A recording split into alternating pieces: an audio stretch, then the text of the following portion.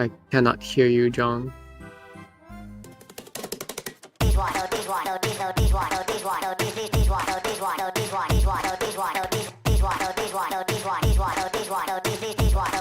Okay, take it.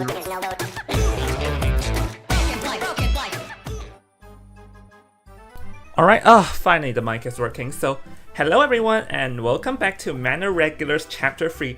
I am here, as the one and only organizer and host, Invisible Jung, and joined by me is my least favorite staff because he is the #1 reason that people do not take me seriously anymore, the one and only Cosmos. Hello. I am also I will like to stake my defense that I am a victim of this situation, and whatever that I said was taken out of context and does not reflect my actual personality, Jong. Haha. Anyways, yeah, the both of us are here today. I just, I'm never going to escape that thanks to you. Anyways, so here is just going to be like a recap of today. We're going to be having a quick check of the brackets as we see that AR and Lunasomnia are still in a winner's bracket.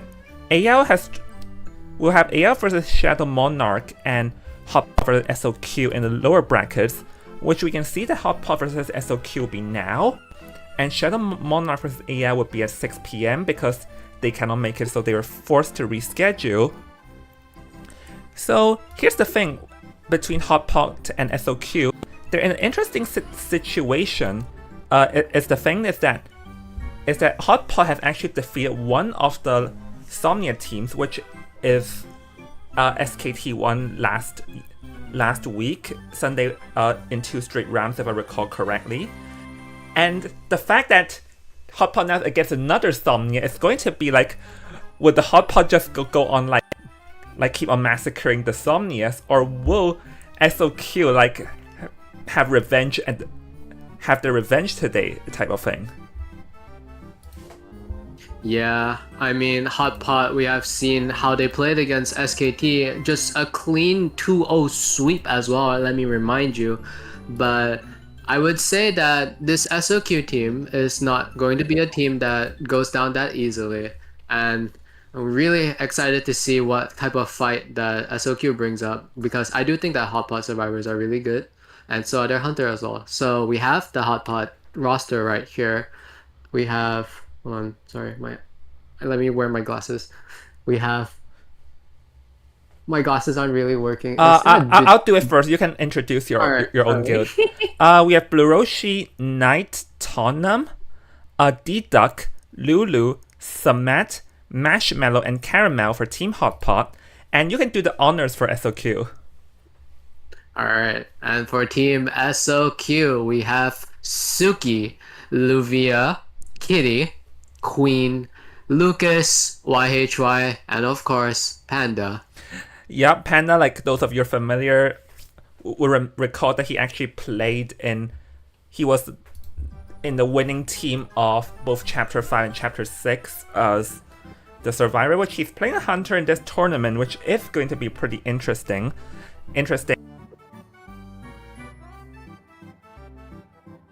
Oh.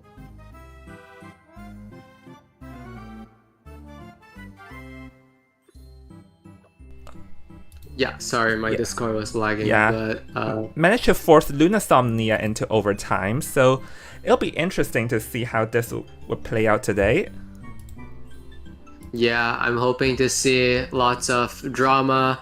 Maybe do you think a dungeon escape is happening? Because I really feel that there's just going to be a lot of entertaining things that will happen today. I love the side of Hotpot and the performance they put out against SKT.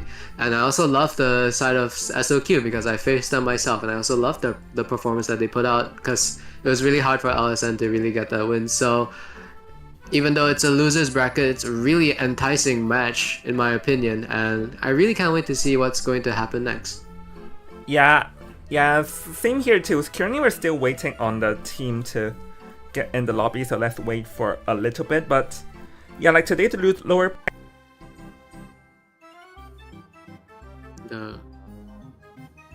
Ooh, I am lagging. But I can see a stream though.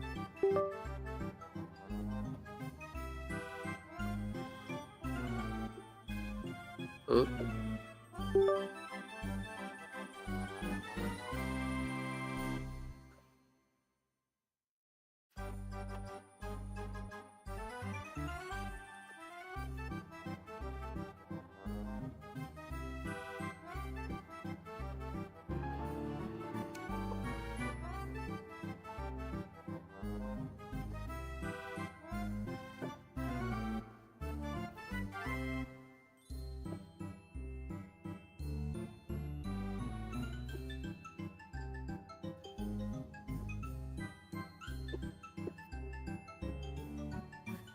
Yeah, really excited to see what Team Hot Pot has planned out. I mean, even though we have seen Panda play against Team LSN already, and it was quite a lot of eliminations, so he is not an easy hunter to deal with.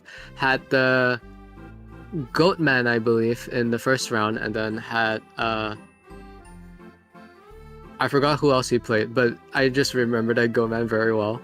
But yes, definitely a tricky hunter because obviously Goatman is not the only character that he can play. He can also play the other meta characters, and that was something that we were very much wary about. But I also do believe that Hot Pot would be wary about that too, because I mean it's just best to go into a tournament being prepared for, the four big champs, the four strong hunters that are Opera, Ivy, Goman, and Hullabaloo, of course. And I wouldn't be surprised if Panda had all of those.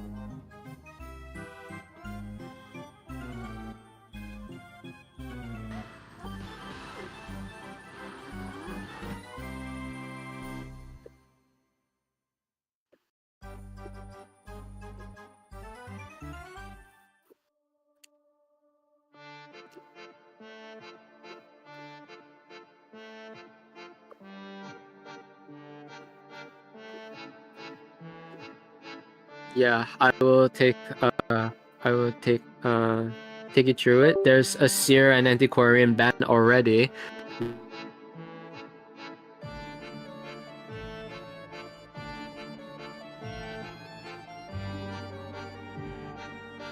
Really know what to expect. It is Moonlit River Park, by the way. Also want to mention that Ever Sleeping Town was banned by SOQ. Really interesting choice. And we're going to see the Novelist ban as well on top of the Seer Antiquarian. So what do you think, Jong? Oh my mic, I don't know why it keeps on randomly disconnecting on me, but yeah, first now that we're at it, let me speed run through the band picks so that everyone knows. Seer and NT are the first two, and then we saw the Grave. It's going really quickly right now, and Seer Antiquarian ban. Novelist and Magician are also the additional bans. So Team Hotpot has third pick the Professor on top of the Gravekeeper and Meteorologist, and Cheerleader is the last option, which I think is suboptimal. It's not really the best against characters like Hullabaloo or Opera, but it is good against Ivy and a potential Goatman. So I think that they are really banking on the fact that Panda doesn't have an Opera or a Hullabaloo, because I mean, Hullabaloo is still playable, but I would worry about the Opera though in this team comp. And yeah, we will see as Jong manages to get all of the Survivor picks in there. We will also see the Hunter picking now, and it will be a Goatman coming out first. So same situation as LSN, just picking out the Goatman first. Panda must really be really confident in this Goatman, because personally I would have gone Opera here, but Goatman's totally a fine option, and we'll see how Panda does. What do you think, Jong? Yeah. Like first of all, they definitely were not afraid of any potential Opera, because I wanted to say just now, but my mic disconnected. But as I was wanting to say, Opera is actually has been played, and the second thing here is I'm liking this Professor pick, because Professor pick is obvious as a counter against any potential Goatman, because it's like very, very good against the Goatman. So I'm actually liking this pick from them. So yeah, like their Hotpot definitely came in prepared. So I'm wondering what else are we expecting from them today? Yeah, Team Hotpot picking a really hot pick character in the current meta right now, which that being Professor, is Shield being able to block not only the Hullabaloo hit, but also Goatman is really difficult to deal with the Professor because of that regenerative shield, and also if you just take a normal chip, it's actually fine because the shield can just absorb it. That is the Professor's passive ability. So Professor not being the easiest chase, and we can see in the spawn here, Hunter is spawned right next to the Professor and has also the option to chase the Cheerleader. And we can see the traits there, John. What do you think about those traits? Well, free flywheel effects, they're more than prepared against any potential Goatman over here. Because the thing is that if it's Opera Singer, flywheel effect does not work against it at all. So they're really they're really hardcore prepared on this Goatman, but Goatman definitely like can chase the cheerleader, because the cheerleaders inspire and cheers does not really do anything, because during her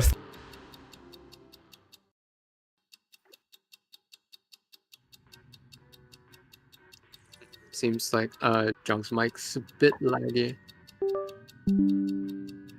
But it's okay. I'll continue on his point. I think what he wanted to say was that cheerleader, it's really a character where like you have to really time your pom-poms really precisely. If you use it too late or if you use it too early, you might just get punished for that, and Goman can get the shit. Yeah, I can hear you now, Jung. Alright, with that, we'll be moving on to round 1, first half of Team Hot Pot against Team SOQ. And Panda does go for the cheerleader, so listening to what you said, Jung. Yeah, definitely listening to what I said. My mic. Anyways, back into the game. Here it's going to be raising his cage against a cheerleader. Oh, there goes the first cage. Going to be forcing out a cheerleader inspire straight away, but watch out for deceleration time though, because that is where cheerleader is very fragile. What I was talking about, going to be taking a hit straight away, and the cheerleader who is in her deceleration may be dangerous of going down straight away, and that's what I'm talking about. Here, Cosmos, literally 2 cages in a row, and down goes the cheerleader. This pick may not be the best against the Goatman here. Yeah, wow, the cheerleader using 2 pom-poms, but the Goatman just having the vigilance to absolutely predict where the cheerleader is going, and Abnormal is still ready, so I think this is already really difficult for Team Hotpot to try to recover from, Jong. Yeah, definitely. With that amount of knockdown time, it'll be very difficult. Okay, Meteor's going to be coming in though, but there is the considerable distance. The Meteor has to be very careful, because if she takes a hit now, there's no way she's going to manage to pull off the rescue. But we actually see that the Gravekeeper was also coming in. They have 2 survivors coming in to ensure that they can get the rescue. But I'm not even sure if that's the best move, because we can see that it's already over half chair time. And the fact that this happened, the Cypher are at a complete standstill here. Yeah, Panda, I think he came up from the wrong side, using so many resources to try to rescue this meteorologist, but Hunter doesn't go straight for the rescue the cheerleader, but Hunter doesn't go straight for cheerleader, does go for the cheerleader now.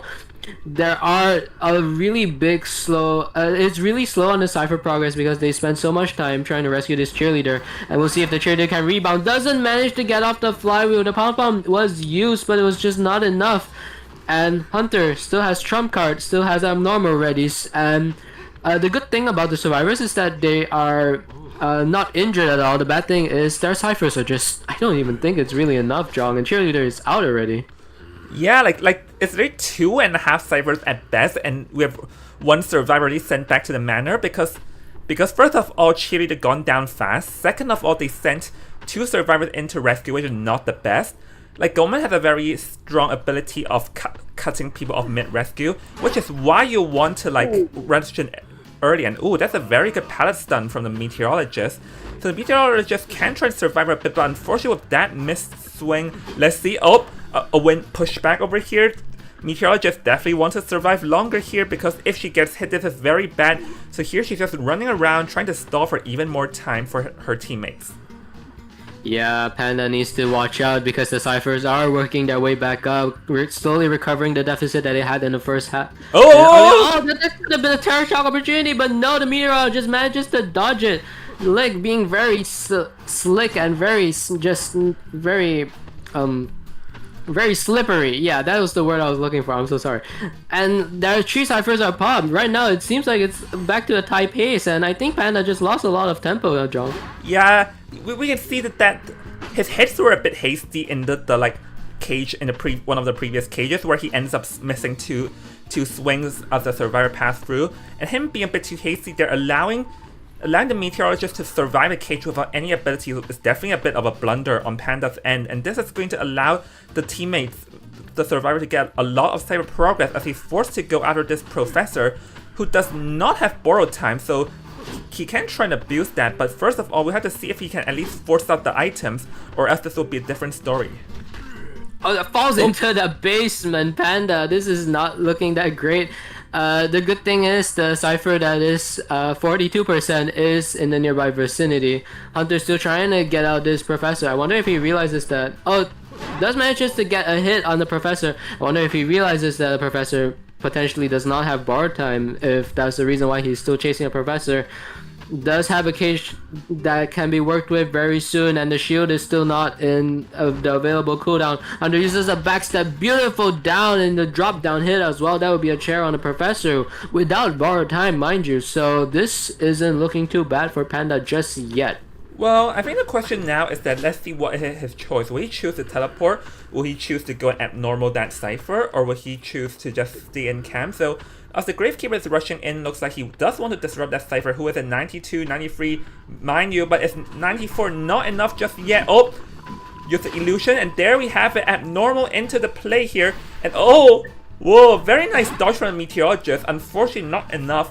And that 94% definitely was a massive setback. Because if the Meteorologist had chosen to just hardcore rush it, it could have been a different story entirely. Yeah, different story indeed, but that's not the story we get right now. The story that we have is Professor still has tied, but Gravekeeper is the only one that could really realistically come and rescue. But it does seem like they might be sending the Professor to rescue instead, which I think is kind of a risky move, knowing that the Hunter might want to chase the Gravekeeper. And Hunter does go for the Gravekeeper. Gravekeeper tries to use the shield, but the Hunter tries to bait it out, and Professor does use the Tide Turner on the Meteorologist. Hunter might realize that the Professor doesn't have bar time.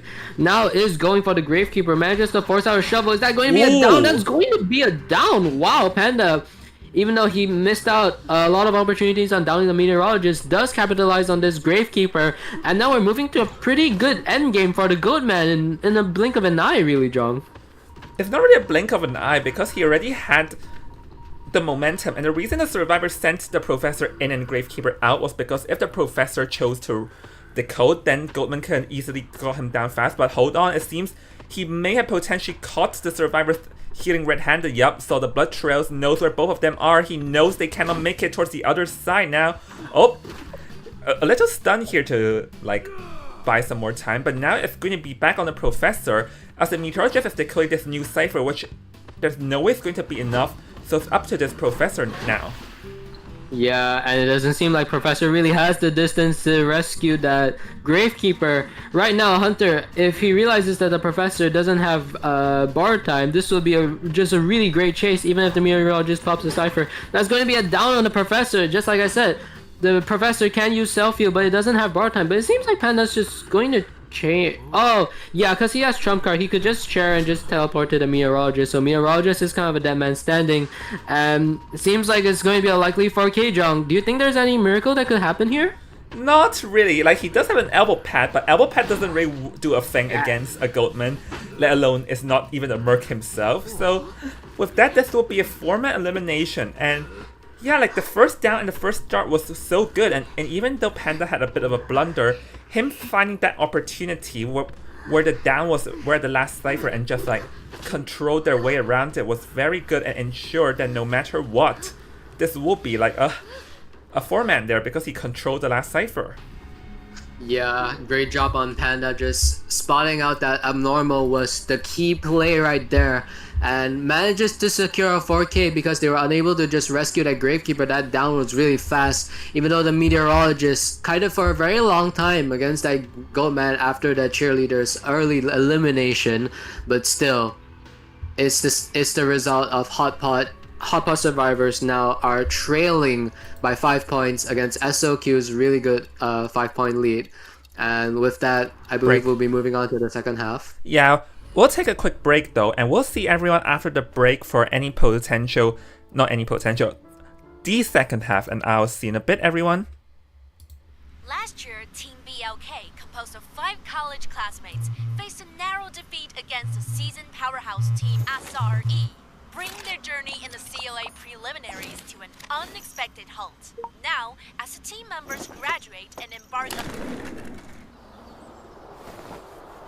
late nights, bright screens, countdowns begun, dreams and night, we're all in, no turning back, one last chance.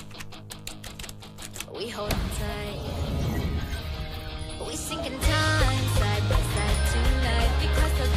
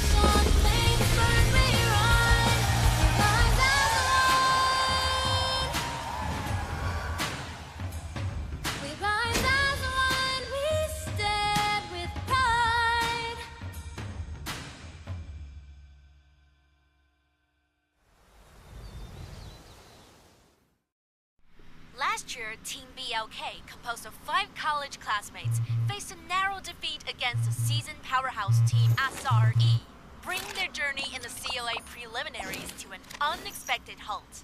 Now, as the team members graduate and embark on Late nights, bright screens, countdowns begun, dreams and night. We're all in, no turning back one last chance. We hold on tight. We sink in time, side by side tonight. Because the line with hearts alright. We chase the dream. We shine so bright off the side. Clock can't spin and time won't slow. Every moment drifts and fades away. Now the moments just pass, holding tight. We rise as one under the neon light, chasing the legends, rival glory. We won't fall through, fire won't fade. We feel the thunder, hear the call. We won't back down. We were born to rise up. We stand tall and push on. Flames burn, we run. Late nights racing fast, yet we won't break. Every step, play, move, every risk. We take the lead. We chase the light, breaking all chains. Now clock hands turning, time moves on. Oh, fading echo cheers are gone. Not just a game, we built a name. We rise as one under the neon light. Legend, rival glory, we won't fall through. Fire won't fade, we feel the thunder. Hear the call, we won't back down. We were born to rise up, stand on the mission. Flames burn, we run. We rise as one. We rise as one. We stand with pride.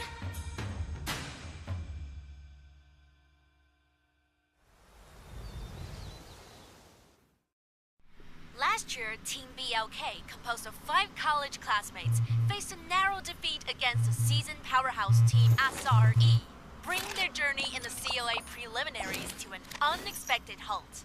Now, as the team members graduate and embark on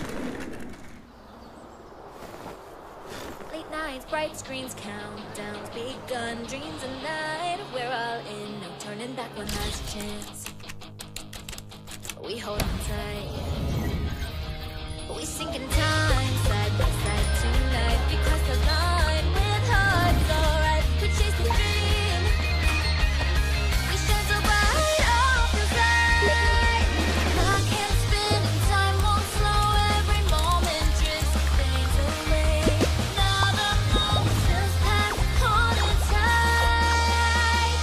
We rise as one under the neon light, chasing the legends, rival glory. We won't fall through, fire won't fade. We feel the thunder, hear the call. We won't back down. We were born to rise up. We stand tall and push on. Flames burn, we run. Late nights racing fast, yet we won't break. Every step, play, move, every risk. We take the lead. We chase the light, breaking all chains. Now clock hands turning, time moves on. Oh, fading echo cheers are gone. Not just a game, we built a name. We rise as one under the neon light. Legend, rival glory, we won't fall through. Fire won't fade, we feel the thunder. Hear the call, we won't back down. We were born to rise up, stand on the mission. Flames burn, we run. We rise as one. We rise as one. We stand with pride.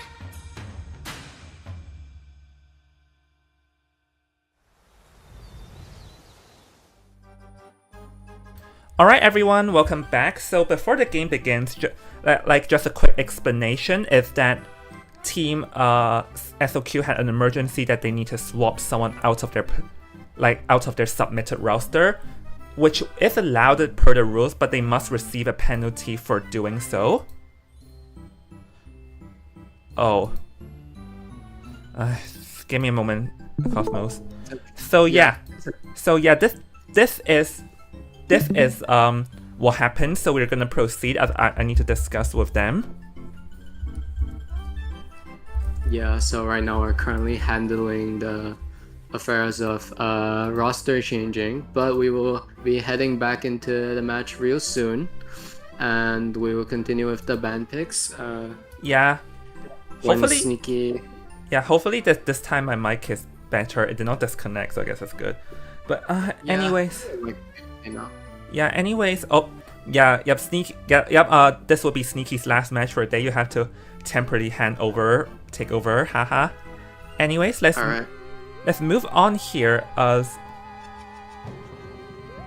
Yep, so we're into the second half of SOQ and Hot Pot, and right now we have Somlich survivors that are the ones that will try to get a result from Hot Pot, and right now, because of that penalty, I believe that they need a tie in order to win the round. Am I correct? Yes, they need a tie. So, in a scenario where they get a 1 escape, would that count as a tie? 0 escape? Yeah, it will be counted as... You're correct, it will be counted as a 0 escape. Yeah, so that is the deficit, that the punishment that they have to face for changing their roster. I'm not sure the particular reason why they had to do it, but they told me why, but I there's no reason for me to tell it in the middle of the stream. Yeah, so it's their own affairs. Lucas will be the one playing instead of YHY, and we will also start off with the ban picks. We are seeing Mechanic and Embalmer ban. Now, Gravekeeper and Magician are the ones that are picked out. So interestingly, Magician and not anything else. We also have Meteorologist ban and Acrobat pick. So it seems like they're kind of preparing for the Goatman instead. Do you think so, John? Yeah, definitely. So first of all, I had to wait for a bit to swap because I realized I forgot to change their names because Hot Pots were a bit... I got interrupted while changing Hot Pots stuff. So yeah, anyways, we have the Grave... I fixed it now. We have the Gravekeeper and the Magician. And then Meteorologist. Yeah, Meteorologist, no way. Meteorologist is very strong at last stop. It's like the added strong one alongside the Acrobat and the Sphere. Alongside Acrobat and Patient, I mean. So, Acrobat next. We have no Novelist. Oh, but it seems that it's a common theme is that they hate the Novelist. Because I guess Novelist sort of counters the Goatman. So this is more like a common theme or something. Yeah, Novelist can feed a lot of pallet stunts, and also is very versatile against the Opera as well, and also not easy for the Hullabaloo to deal with. So, Novelist is out, but that means that Seer, the character that's always in a banjo back in the day, is now finally out, and also not going to be globally banned. So I think this is a good pickup on Somlich. Now they have a Seer just to keep that... Like, Seer is almost the guaranteed chase target. I mean, would you really want to chase an Acrobat or a Magician with an owl? Like, it just sounds really terrible for the hunter. But who knows, maybe Caramel might go for that, John. Yeah, but looking at this team comp is solid enough. Maybe the Acrobat is potentially fragile, because if you bomb away, you might end up getting surprised by the Goatman on the other side. So we're waiting here for C-Chan. I think he did play the Goatman last week against Team oh no, or he played I think Sangria was played, but oh yes, and of course, why did I forget about this? So yeah, Jeff, you're free to be amazed once again. Yeah, so the Breaking Wheel has come out, and people should know that I am quite an avid fan of the Breaking Wheel. I mained him for quite a long time now, and I would tell you right now that if I see this team comp and rank, I would not play Breaking Wheel, because the Seer is out, the Acrobat is out, they have a lot of kiting potential, and they would really make my day go terrible. So choosing to still stick with this Breaking Wheel against this team comp is a really bold choice from Caramel. Just a lot of oozing confidence from this Hunter, which I really adore, honestly, John. Yeah, definitely. Yeah, now that that I see this, I do recall this Breaking Wheel has been played against Team Sangalea, if I am not mistaken. And Breaking Wheel is actually very popular in this tournament. First of all, Wheel is definitely strong against the Moonlit River Park. It's strong in the Moonlit River Park, we can agree about that. And second of all, with this team comp though, maybe not, because as you mentioned, there are a couple of survivors here that can give the Hunter a very hard time. And here for Hot Pot, ideally he needs a 3-man to tie this one up, and if he gets a 4-man, then he can...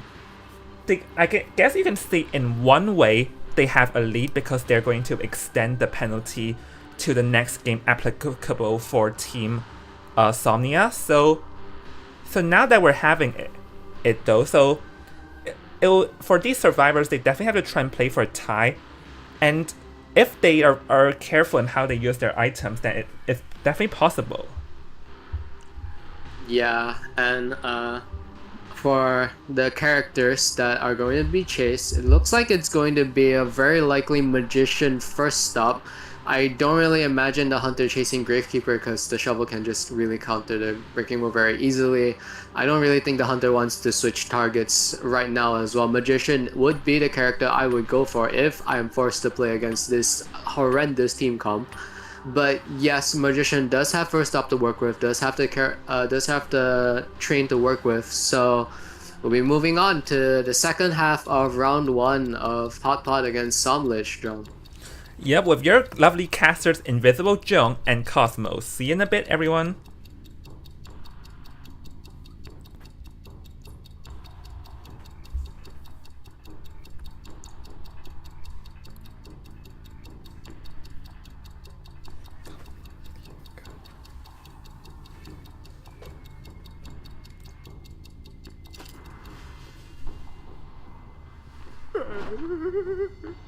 So we'll be spawning in Breaking. I love this skin so much. GG. GG Breaking Wheel. Now going straight for the Magician as I predicted. It is going to be first stop. Magician chooses to drop down. Breaking Wheel does struggle a bit, choosing not to go immediately for the train and getting stuck a bit here and there. Magician trying to play around this tight palette. Oh, it does get the first spike though, so it is good tempo. Might even get a second spike. The Magician, I feel, could use the tree to the advantage more, but doesn't choose to do that. Is out in the open. Uses the first decoy. Hunter kind of loses the Magician. Can the Magician get in the palette in time? Does manage to get the palette in time. Is going to go through, but oh no, that's... Oh, that speed boost saved the Magician, but no, that's going to be another spike, and that's going to be a down jog. Oh, that's very early into the game. And talking about that, I feel like the Magician could have looped around the first stop a bit and used the decoys to block the Hunter's path rather than this, because I feel like running out in the open is exactly what Breaking Wheel wants. And the strength of Magician against a Breaking Wheel is his ability to use the decoys to block off path, forcing the Hunter to swap into human form, which we did not see right here. So this is not looking good, considering the fact that even the Gravekeeper... No, oh, the Gravekeeper taking a hit. Even like the Sears Owl was not used in time, and here it'll be very hard for the Sears Owl to be used now, because the thing is, all it takes is for 2 spikes and the Magician will go down, and the Sears Owl cannot even be used at all because the Owl does not block the pessimistic damage at all. Yeah, so oh, it's gonna be really difficult for Magician to deal with. Does use the decoy. Hunter doesn't have full presence just yet, so does have to rely on either blink or one more trap to get this. Magician does give a terror shock though. Unfortunate, just couldn't vault the pallet in time. And doesn't really seem like the Cypher progress is really good on the side of SOQ either. So Team Hotpot really right now has the advantage, and I've played Breaking Wheel a lot. This is very much a 4Kable game. Oh yeah, definitely a 4Kable game, considering the fact that the Seer once again failed to use the Owl there. There was like a kind of a big mistake that should not have been done. So here, just going to force the Gravekeeper under Shovel, you know, waste their items. But little they know, no one is coming in to rescue, which I don't think is the best move necessarily, because against the Wheel, with his high mobility, if he knows no one is coming in, he can just go out and chase the Acrobat, which Acrobat even failed that. Like, oh, I'm gonna be used now to extend the kite. But as I was saying, that he should not have not rescued, and with that, one blink is down, and this is just highly likely going to be a 4K game here, Cosmos. Yeah, no, the magician not being able to force out the blink, that's why the rescue was important, but just not being able to do that, I just think there's a lack of technical ability. Like SOQ may perhaps not that used to the breaking wheel, and breaking wheel right now trying to sniff out the immediate rescuer acrobat, a reminder that it doesn't have bar time, so he really has to rely on the bombs to kite until endgame with like still what, like 2 ciphers remaining, and that's not really easy. Doesn't have flywheel to work with. This is going to be a snap. Gravekeeper is injured and so is acrobat, so now this year is the only person that can come and rescue. What can SOQ even do at this point? I don't think they can even really do much because we're still missing 1.5 ciphers and we already have Acrobat on the second chair, because I feel like, as you mentioned, technical skills, they seem to like be like not very familiar against a breaking wheel, seeing that they like got spikes on very fast, and even the magician, who ideally can kite the breaking wheel early game, goes down in under amount of seconds against the wheel. So honestly, this is just going to be very likely a 4K game right now, as what the survivors can do are very limited at this point. Yeah, and right now Hunter already has the Gravekeeper down, already starting the slugging process. I don't really think there's any possibility for Team SOQ to work up the ciphers, or even if they do work up the ciphers, can they even open the gates? Breaking Wheel just has so much mobility. Right now the Seer is the one that the Breaking Wheel is trying to chase, and this is just a very simple 4K, I feel, for Caramel. Just a great pick on the Breaking Wheel that the survivors just couldn't really counter with their technical ability.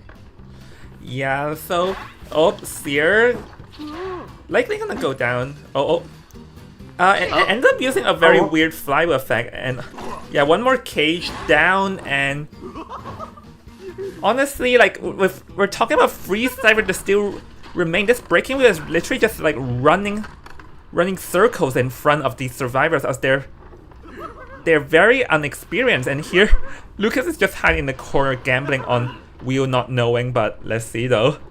I think it's not going to be hard to figure it out once he realizes Tinnitus is from a very long range ahead. Yep, does see the breaking wheel. Does see the Gravekeeper, tries to use the shovel. It doesn't really come out. Hunter doesn't even need to use the spike, just goes for a hit. And Gravekeeper doesn't have self heal anymore. All the Hunter has to do is just find the Seer, get the 4K, and Team Hotpot should be winning this round. I don't really see any possibility of SOQ turning this around, honestly. Yeah, no, that there isn't.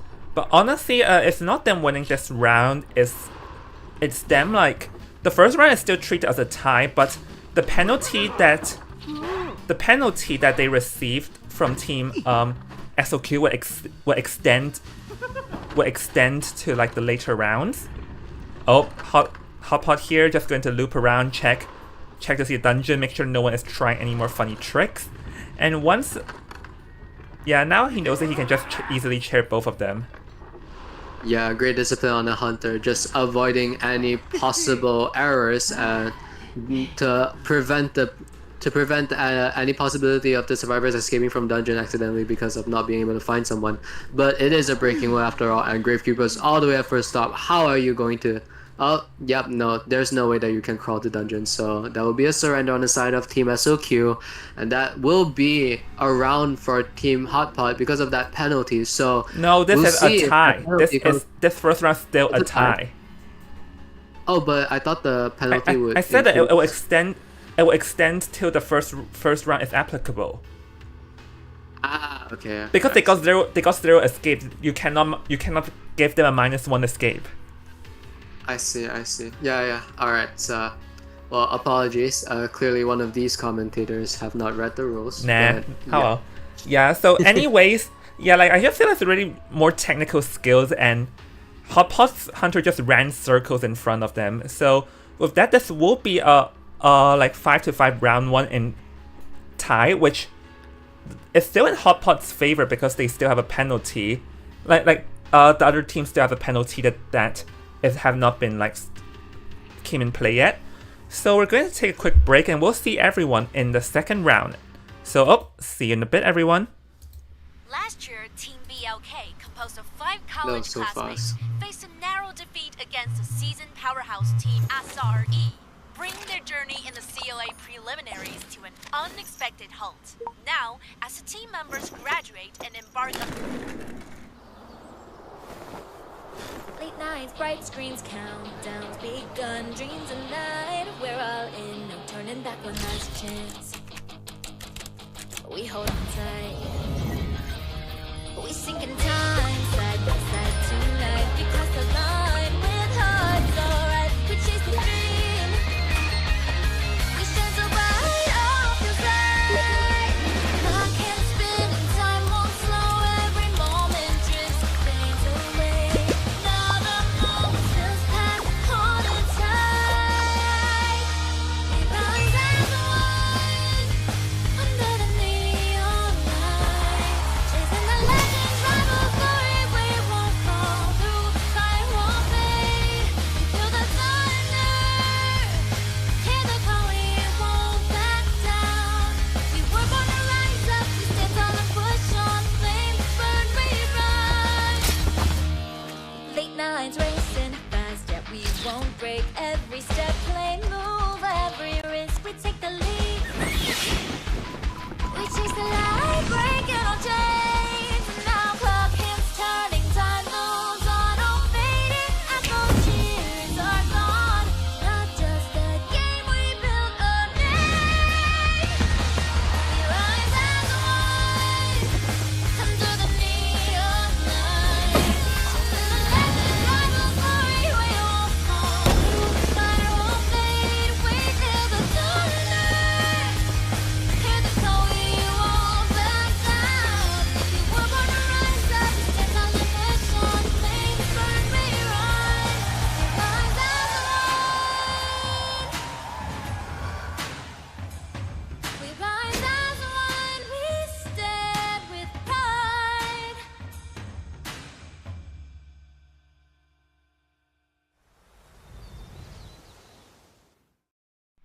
Last year, Team BLK, composed of 5 college classmates, faced a narrow defeat against the seasoned powerhouse team SRE.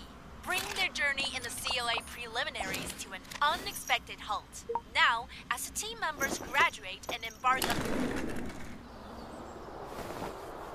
Late nights, bright screens, countdowns begun, dreams and night. We're all in, no turning back one last chance. We hold on tight. We sink in time, side by side tonight. We cross the line with hearts alright. We chase the dream. We shine so bright off your side. Clock can't spin and time won't slow. Every moment just fades away. Now the moment feels past, holding tight. We rise as one under the neon light, chasing the legends, rival glory. We won't fall through, fire won't fade. We feel the thunder, hear the call. We won't back down. We were born to rise up. We stand tall and push on. Flames burn, we run. Late nights racing fast, yet we won't break. Every step, play move, every risk. We take the lead. We chase the light, breaking all chains. Now clock hands turning, time moves on, all fading. Echo cheers are gone. Not just a game, we built a name. We rise as one under the neon light. Chasing the legends, rival glory. We won't fall through, fire won't fade. We feel the thunder. Hear the call, we won't back down. We were born to rise up, stand on the push on. Flames burn, we run. We rise as one. We rise as one. We stand with pride.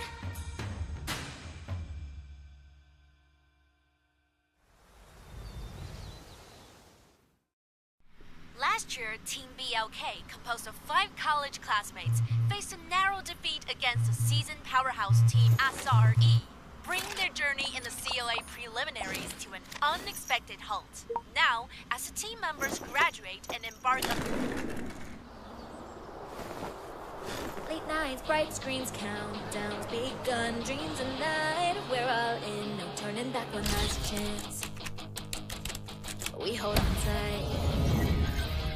We sink in time, side by side tonight. Because the line with hearts, alright. We chase the dream. We shine so bright, all feels right. Clock can't spin and time won't slow. Every moment drifts, fades away. Now the moment feels past, holding tight. We rise as one under the neon light, chasing the legends, rival glory. We won't fall through, fire won't fade. We feel the thunder, hear the call. We won't back down. We were born to rise up. We stand tall and push on. Flames burn, we run. Late nights racing fast, yet we won't break. Every step, play move, every risk. We take the lead. We chase the light, breaking all chains. Now clock hands turning, time moves on, all fading as those tears are gone. Not just a game, we built a name. We rise as one under the neon light. Chasing the legends, rival glory. We won't fall through, fire won't fade. We feel the thunder, hear the call. We won't back down. We were born to rise up. We stand on the mission. Flames burn, we run. We rise as one. We rise as one. We stand with pride.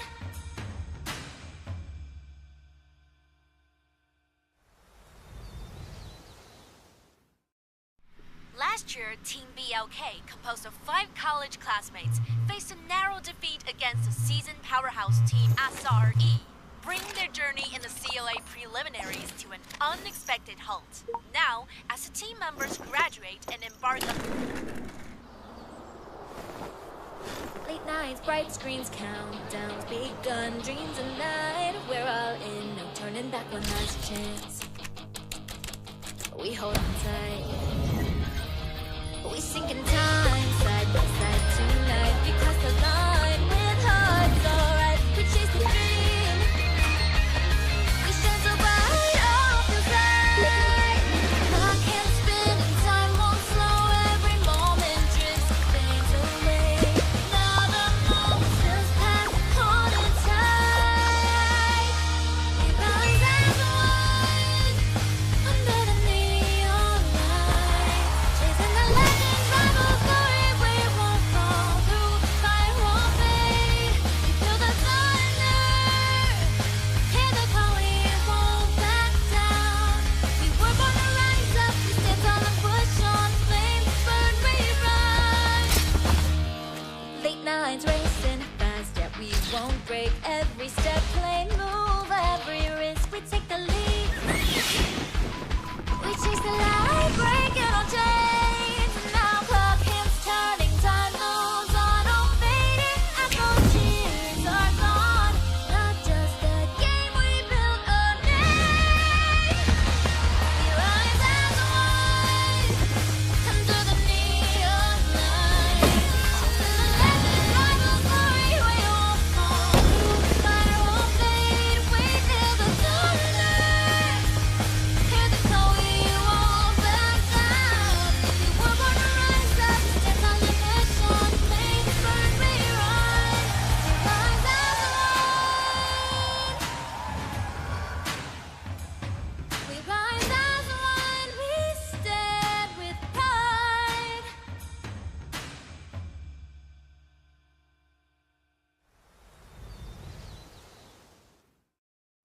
Last year, Team BLK, composed of 5 college classmates, faced a narrow defeat against the seasoned powerhouse team SRE, bringing their journey in the CLA preliminaries to an unexpected halt. Now, as the team members graduate and embark on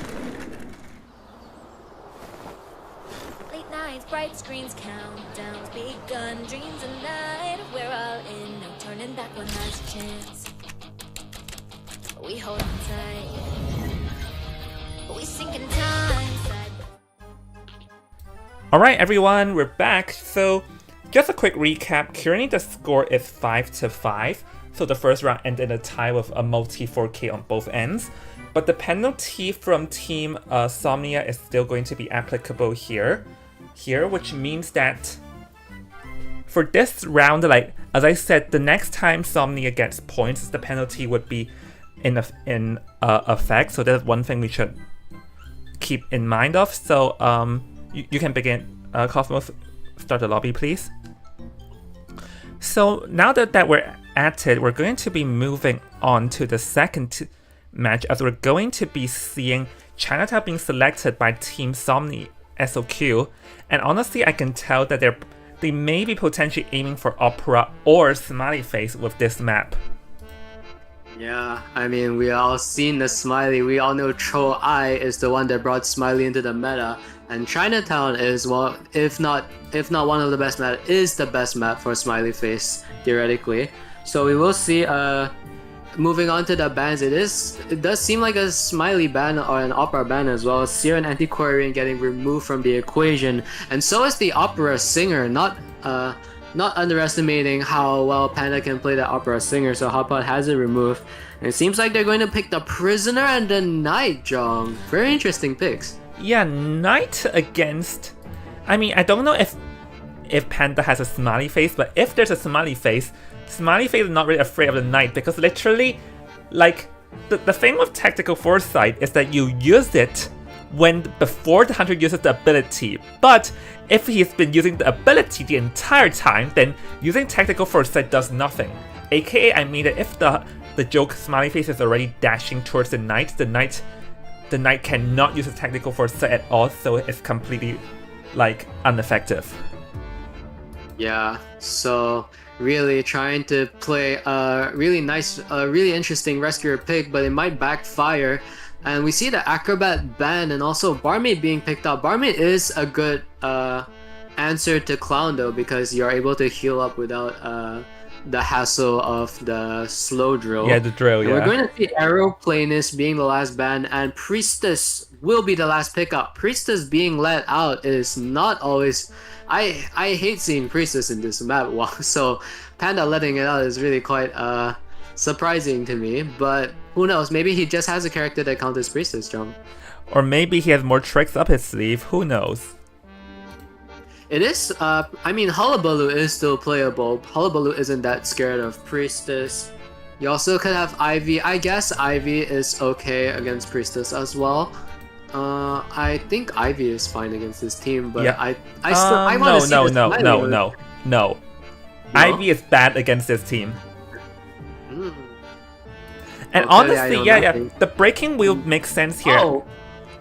Yeah, it makes sense. Yeah, and also, nothing at all. The thing is that Panda pulled it out last week. Now that we're talking about it, it seems that Hotpot, either they're very confident or they were not expecting this, because Barmaid, Priestess are very fragile against a breaking wheel.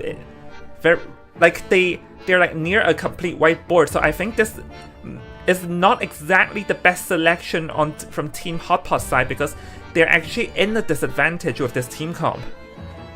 Yeah, and even though they picked the Prisoner could always be easy target to chase. Once you use the electrocution, there's not much you could really do. Yes, you can dodge the full presence, but you don't have to chase Prisoner first. If you can down someone faster, like, it doesn't really matter.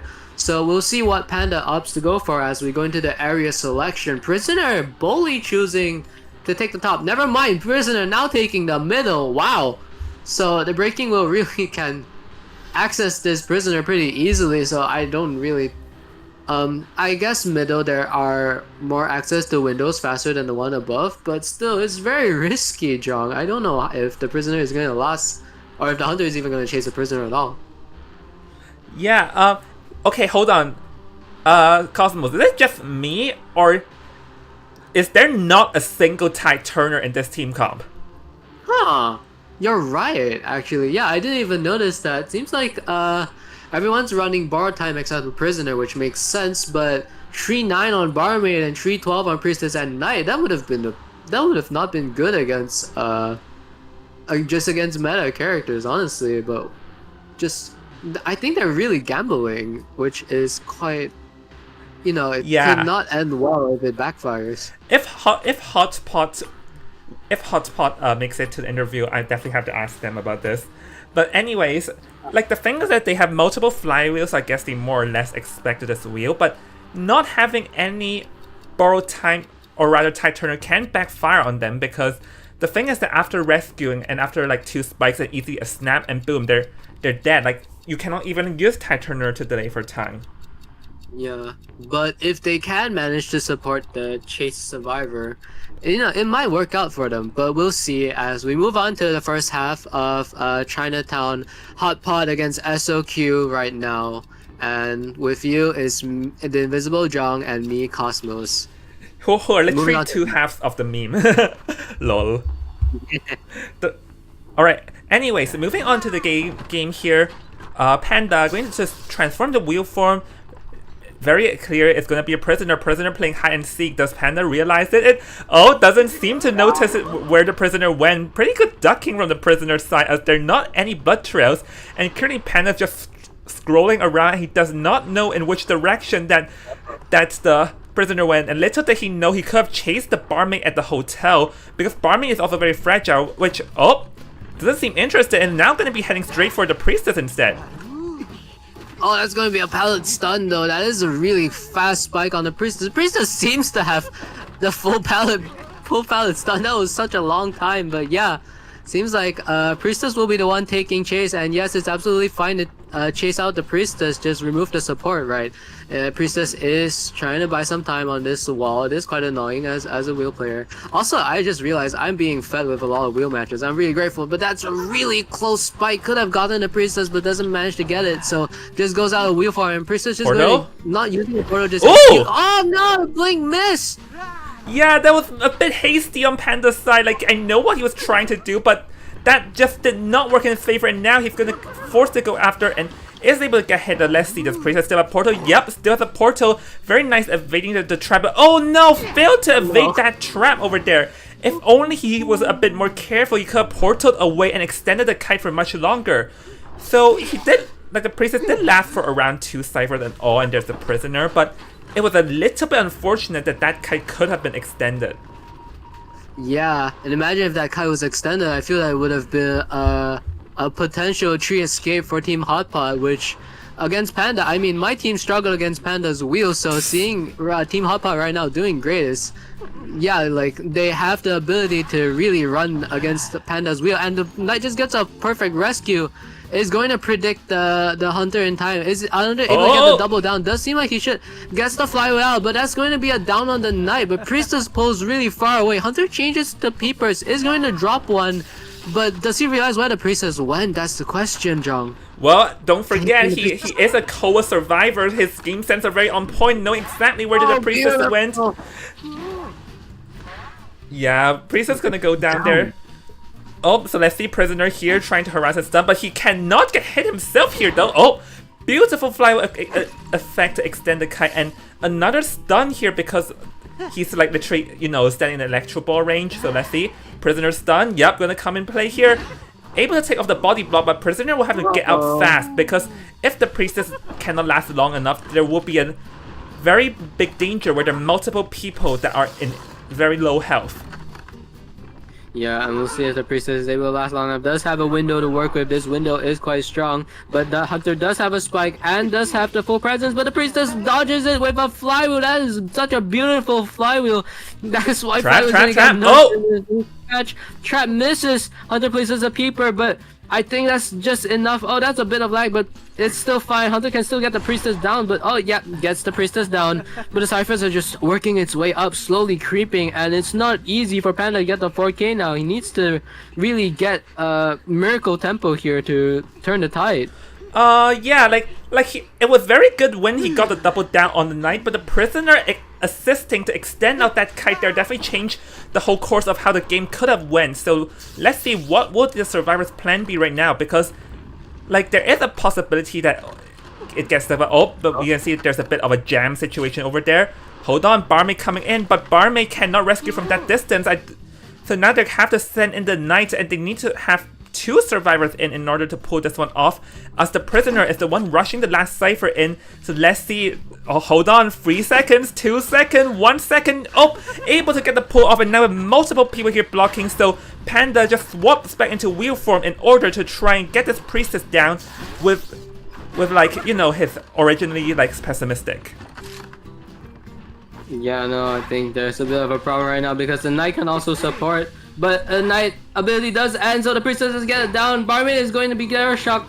The knight can be the one to come in the force heal, and it does manage to get it. That is another Terror Shock, but the Cypher is going to pop against Panda. 4-man endgame against the Breaking Wheel. This does not look great, but Panda calmly places the people on the gate, and there he goes. He needs to find this priestess. Doesn't go for the priestess, has to guard the gate. So right now it seems like he's going to go for the barmaid first. Does he commit to the barmaid? Does commit to the barmaid, and barmaid is going to be the first one down. Oh, doesn't have the full presence available just yet. That's really unfortunate, so he needs to require a lot more time. Barmaid trying to make it to the gate. The gate might actually open in time. It's at 80%. Hunter Tracer is going to wheel form. That's not looking great. Hunter tries to get the prisoner, but I think prisoner is able to get out, so this does not look great for Panda. Prisoner is getting it's open in the vicinity. Barmaid going the other way. That's going to be a snap on the... Oh, doesn't snap the barmaid. What? And barmaid manages to dodge it. Oh, that's going to be a 4 escape. Panda's breaking wheel doesn't manage to... It's not enough. Yeah, like... Oh, no. Yeah, like literally everyone else is escaping outside, so... Literally, there was a 4 escape over there. Like, I guess Panda wanted to at least get time, because if it's a 3 escape and 4 escape is still 0 to 5, but that 4 escape changes things completely, because the thing is that means the penalty from SOQ is still going to be extended as not able to get a single point, because I think Panda got a bit too hasty at the end game and definitely wants to try and score more points, because with the added pressure on the penalty is not good. But this means that there is a possibility the next game would be the final game, because the thing is that if SOQ got 4-man again next game, then we don't even need a 3rd round, just because with the added penalty, there's no way they will recover from this. Yeah, SOQ right now, even if they get a 4 escape, it's really difficult because they do suffer the penalty, and they will be taken down by a round. So they really need to get as many escapes as they possibly can. But even with that, is it enough to come back from a point deficit? So SOQ right now, nothing looks good on the side of SOQ, and Team Hotpot is almost on the verge of they can taste victory in a way. It's close, John. Yeah, it's almost there right now. Like, all they need is a Hunter for a 4-man, and even not so, having that 5-0, and also the fact that there's a penalty that still have been unused is definitely going to be very painful. So SOQ would definitely have to step their game up, or else they're going to lose right here and now. So anyways, we're going to take a quick break, and we'll see everyone after the break. See you in a bit, everyone. Last year, Team BLK, composed of 5 college classmates, faced a narrow defeat against a seasoned powerhouse team. The light refracted by the rainbow carries a captivating, almost intoxicating fragrance. In Rainbow Town, happiness is as simple as a glass of Iris's tears. It brings endless cheers, flawless love, and everything you could ever wish for.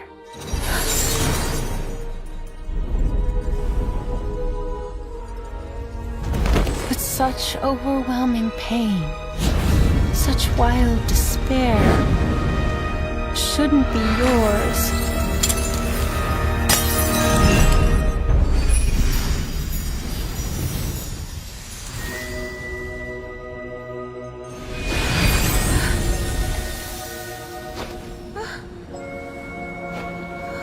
The happiness offered to you is within reach. Will you still turn it away?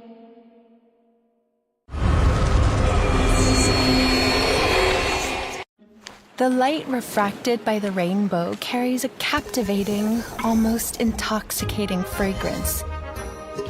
In Rainbow Town, happiness is as simple as a glass of Iris's tears. It brings endless cheers, flawless love, and everything you could ever wish for.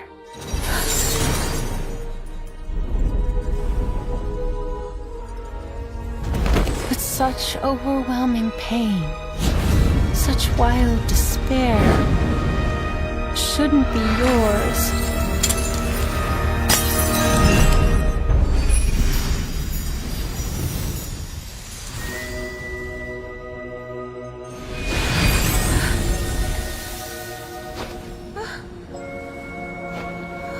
The happiness offered to you is within reach. Will you still turn it away?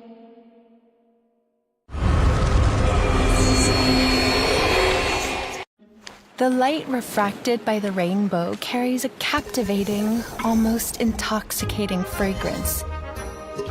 In Rainbow Town, happiness is as simple as a glass of Iris's tears. It brings endless cheers, flawless love, and everything you could ever wish for.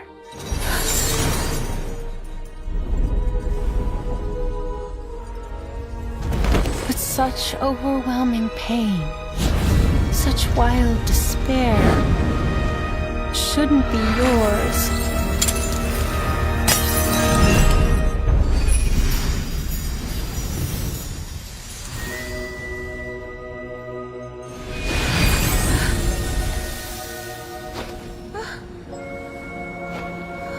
The happiness offered to you is within reach. Will you still turn it away?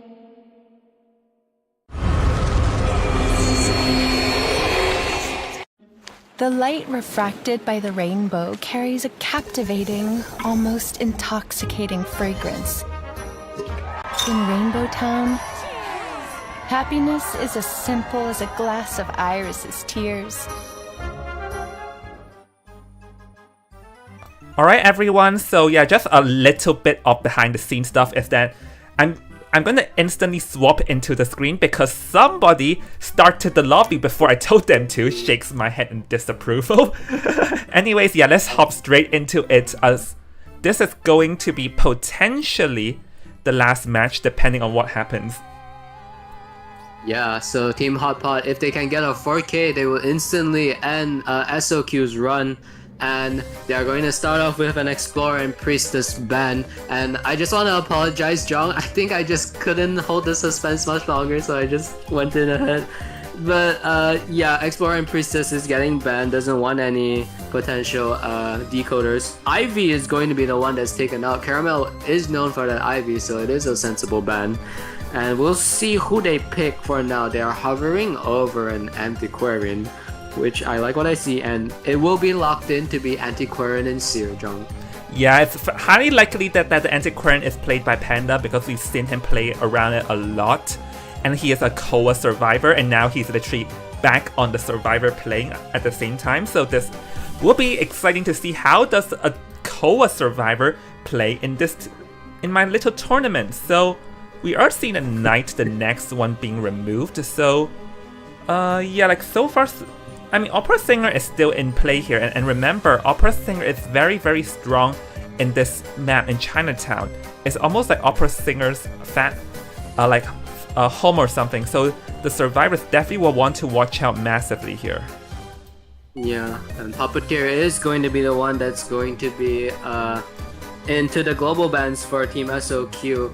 Thus, I do have some flashbacks about the Hermit, especially since it happened in Chinatown, and Puppeteer is someone that you can counter with Hermit, but if else, against Goman, against Hullabaloo, is just a really solid pick. Against a potential Opera as well, which I don't really think it's an Opera actually, because the Knight, I think Opera is fine against Knight, but we'll see, maybe Caramel has a different understanding. And Meteorologist will be the last ban, so I really think it's going to be a meta Hunter, John. Yeah, and the thing is that as I talked just now, if it was a 4K, it ends right here because SOQ still needs to return the penalty. But even if, let's say they cannot, the thing is that there's no way possible for Hot Pot to lose this round because of the added penalty. And even so, if let's say C-Chan here just gets a tie or whatever, it'll already be decent enough, because the thing is, like a tie then is 8-1 and it'll still be like a massive point deficit for Team SOQ to return for the third round. So it's very, very good for Hot Pot right now as long as they get like a reasonable score here. Yeah, so Somlich right now really needs to aim for a tree escape, or even better if they want to stand a fighting chance in the third round. And they have done so by picking the Fire Investigator, not going with any traditional rescuer. So I really like this team. It's very versatile, and you really like you can put the Titan on everyone. Well, maybe not Seer, but that's the thing. It's very versatile, and it's very hard to predict who's going to bring borrowed time as well. So we'll see what the Hunter goes with though. Yeah, I mean, let's see. For Hot Pot, I'm trying to recall what else did Hot Pot play. Like, I cannot recall, but like if he has Opera Singer, it's definitely playable here. Yeah, but Goldman is still in, and yeah, I think Goldman is okayish because Goldman can chase the Fire Investigator. I mean, Goldman, yeah, you're right about that. It's the Goldman. So Yeah, for the Goldman though, Goldman- the thing is that the Seer Aug extends out the kite. And one reason where Goldman got dipped a bit is because his full presence, he no longer gets that many resentment. That means he will not have that many cages, and it makes it possible for the survivors to just waste out the cages for the Goldman there. Yeah, and against this group of survivors, honestly, it's really difficult to say because Puppeteer, yes, he can dodge some of the cages, but also he's a white board, and so is Seer.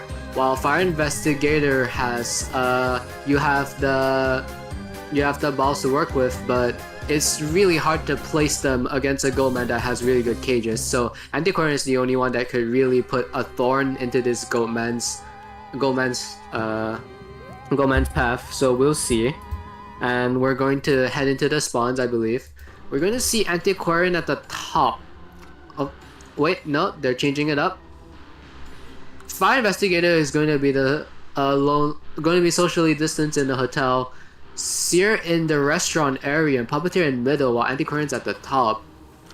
And Hunter, Fire is going to stand near the Fire Investigator. Fire yes. Investigator needs to run. Like, Fire Investigator is the weakest link against the Goldman here, because the thing is that his airbag doesn't even do much against the Goldman, because let's say you place it and then launch yourself forward, and then the Goldman can appear at the other side. Like, you have to try and use it the moment the cage gets used, and then try and position yourself in the middle spot, and wait for the Goldman to come and just launch at the opposite direction, which is a lot of skill to require, because the Fire Investigator is just not a good character against the Goatman at all.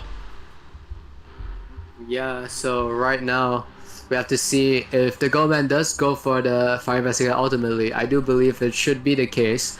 This Fire Investigator has a lot of pressure on his hands right now. Does have to kite long enough for the other ciphers to decode. The good thing about this team comp is that their cipher progress is really fast, and they do have two tide turners on the Puppeteer and the Antiquarian outside if the Fire Investigator gets chased ultimately. So there is a script for Team SOQ to follow, but can they manage it in the second half of Team Hot Pot against Team SOQ? We will see that. And Jong, you want to do the honors? Haha, yeah, sure. So with that, this will be your caster, Invisible Jong and Cosmos, and we will see you in the BO2 second half between Team SOQ and Team Hot Pot. See you in a bit.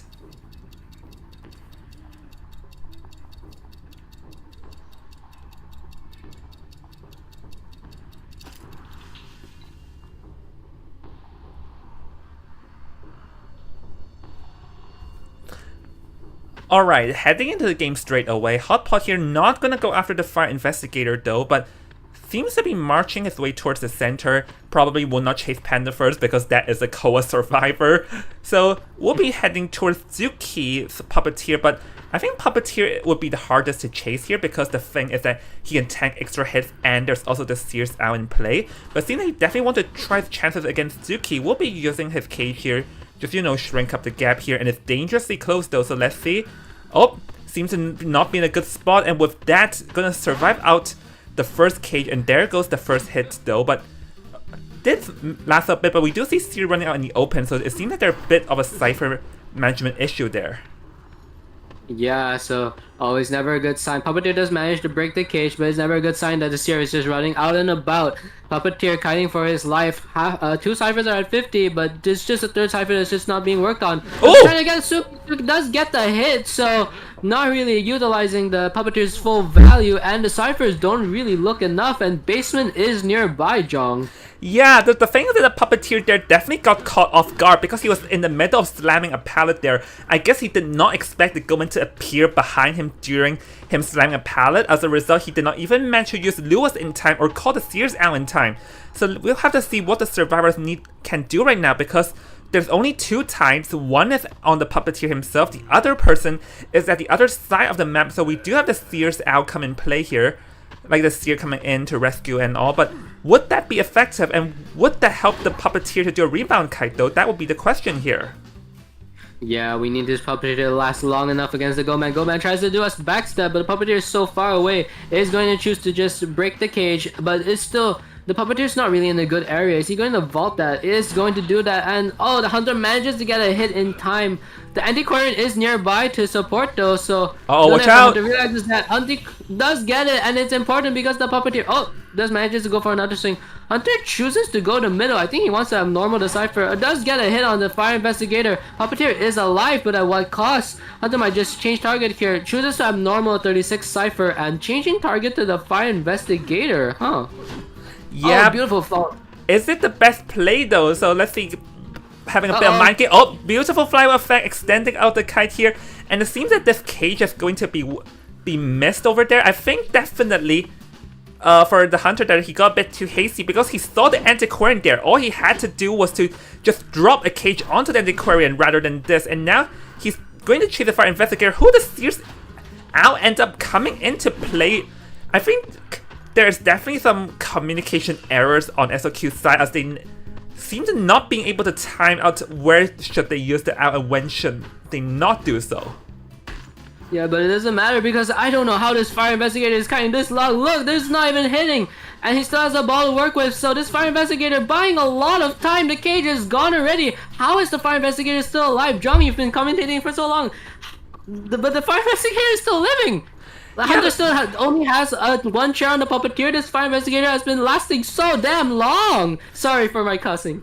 Yeah, like the thing is that he after the Seer got second down, his movements there were highly hasty. Like with the cages and all, it seems that everything he did over there was like misplay, and this allowed them to literally prime all three ciphers in one go. Like I cannot believe was seen, but I feel like the cages after the second chair were all pretty hasty, and also now this is not in a good position for Team Hotpot, as now all four survivors are left alive still.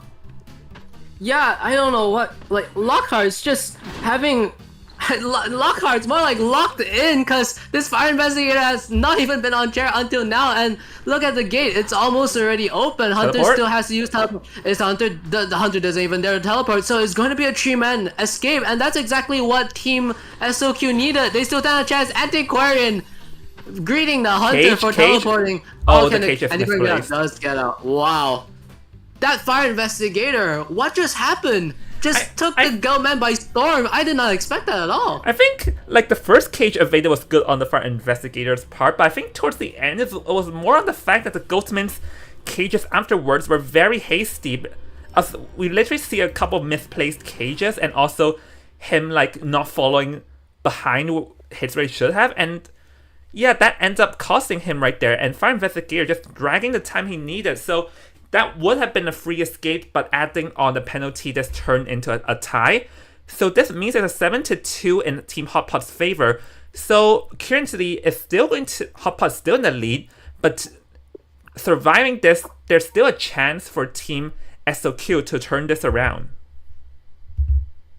Alright, I'm just going to update the scores, but that is just crazy. Like, I don't think I've ever seen a fire investigator kite that long against the Goldman. Perhaps Caramel might have underestimated just how much mobility that fire investigator had in the cage. Just so many moments where the fire investigator could have fallen down, but just didn't happen. And that early tempo of chasing that puppeteer because of the antiquarian harassment just all of it goes to waste, and just incredible on the side of Team SOQ. Like that fire investigator really just made it feel like a breeze, really. Yeah, like the thing is that as I said, there was no reason to rush when he already saw the antiquarian there. Literally, all he had to do was to just drop a cage on the antiquarian and he could have chaired, but then he just, I guess he was just trying to gambling on luck, and that backfired massively. And then afterwards, I guess that just ruined the tempo, just like the first game. But for now, we're gonna take a break, and we'll see everyone after the break in the third round. So see you in a bit, everyone. The light refracted by the rainbow carries a captivating, almost intoxicating fragrance. In Rainbow Town, happiness is as simple as a glass of Iris's tears. It brings endless cheers, flawless love, and everything you could ever wish for.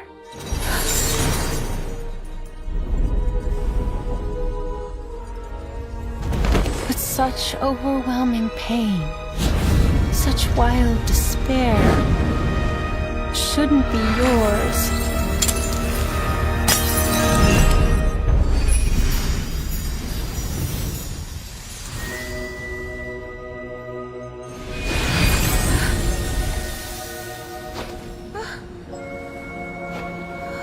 The happiness offered to you is within reach. Will you still turn it away?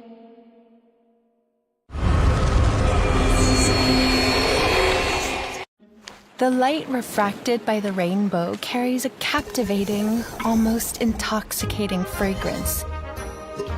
In Rainbow Town, happiness is as simple as a glass of Iris's tears. It brings endless cheers, flawless love, and everything you could ever wish for.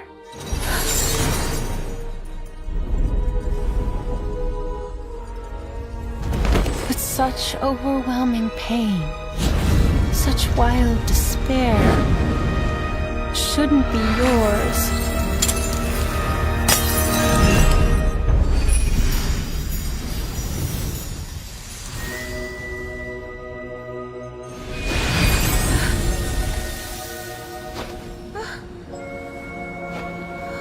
The happiness offered to you is within reach. Will you still turn it away?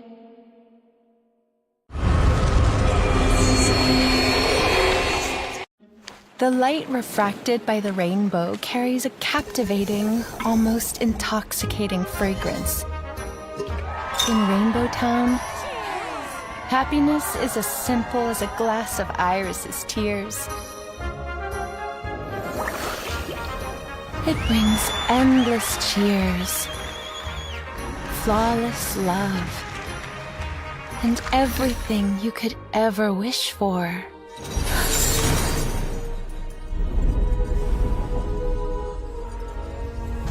But such overwhelming pain, such wild despair, shouldn't be yours.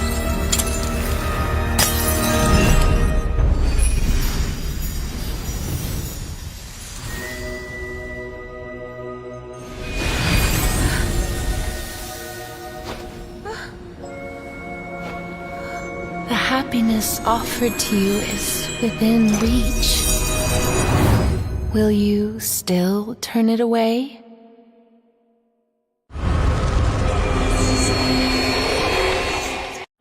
The light refracted by the rainbow carries a captivating, almost intoxicating fragrance. In Rainbow Town, happiness is as simple as a glass of Iris's tears. It brings endless cheers, flawless love, and everything you could ever wish for.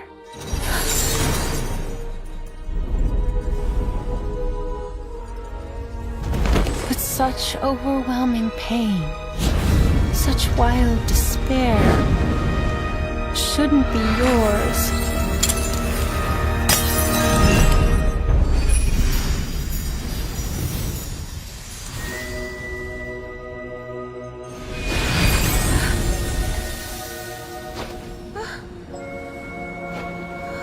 The happiness offered to you is within reach. Will you still turn it away?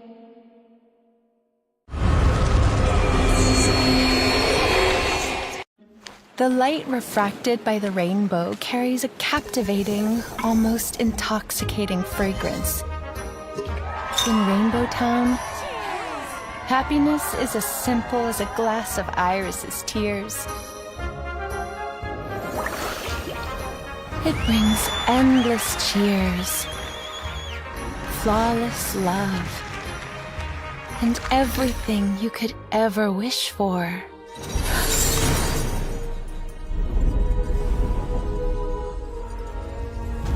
But such overwhelming pain, such wild despair, shouldn't be yours.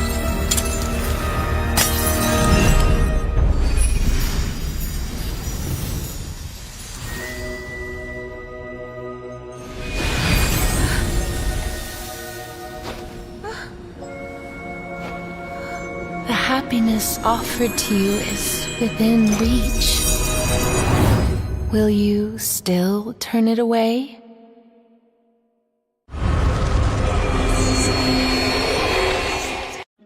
The light refracted by the rainbow carries a captivating, almost intoxicating fragrance.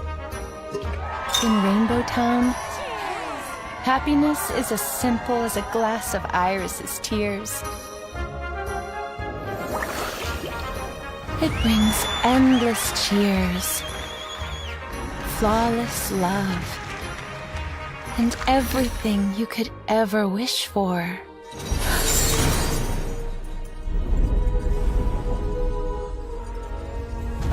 But such overwhelming pain, such wild despair, shouldn't be yours.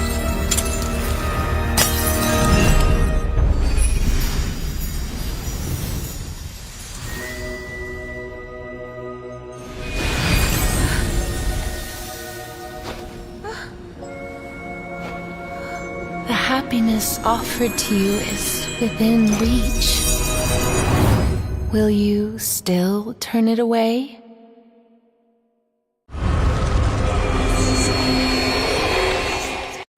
The light refracted by the rainbow carries a captivating, almost intoxicating fragrance. In Rainbow Town, happiness is as simple as a glass of Iris's tears. It brings endless cheers, flawless love, and everything you could ever wish for.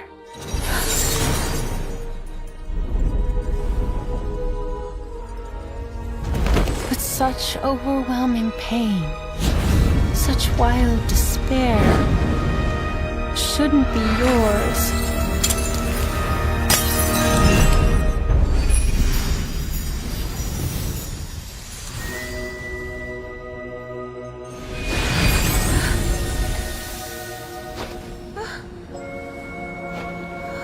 The happiness offered to you is within reach. Will you still turn it away? Alright, so we're back, everyone. So currently the score is 7-2 because of, and the penalty finally has been resolved. So currently with 7-2, it means that for Team SOQ, they have to return the 7-2 in this round, or else this is going to be over. Like, they have to return 7-2 to drag this to overtime, or 8-1 and all. So, I mean, 7-2 is definitely still playable, because fortunately, them managing to free escape did prevent the points deficit from being too large to make a turn back from. But currently, we still have the third round that needs to get resolved first. Yeah, so we're still creating them to the lobby, but just a recap on how Team Hotpot can win right now is they only need to lose. If they lose, they lose by a deficit of 4 points. So imagine if they get one elimination and a one escape, that is enough for Team Hotpot to win against SOQ. However, to tie things up, it would mean that Team Hotpot would need to tie a match, and then they can afford a 4 escape or a 4K. So yeah, that would be how definitely. we would go into overtime, which I mean, do you like overtimes, Jung? I think you like No. overtimes. No, please. We already have 2 overtimes this tournament already, and I'm like literally the literal joke is that the last time we had an overtime is back at chapter 2, and we already triggered 2 in a row this time. Cosmos begin. Alright. Yeah, so we'll see if this goes to overtime. There is a potential that it will happen, but right now Team Hotpot does have the edge, and they should be able to, if they're able to capitalize it, we won't be able to see that, and I think John will be happy. But there is also a very slim opportunity for SOQ to turn the tide around and try to go for the win. Even within this round, if they can get more than 5 points, which I think would be very impressive. And I think we'll start off that by going straight into the ban pick. Mechanic and Priestess is banned for the Hunter side. Ivy and Hullabaloo being removed from the equation for Team Hotpot, John. Yeah, like if there's one thing I do recall is that we did see Panda with the Galatea, but if not being banned here. And also I recall that Panda also does play the Opera Singer, and Opera Singer is still out, so I think it's likely that Opera Singer will be the one making the appearance here, seeing like what team we're up against and all.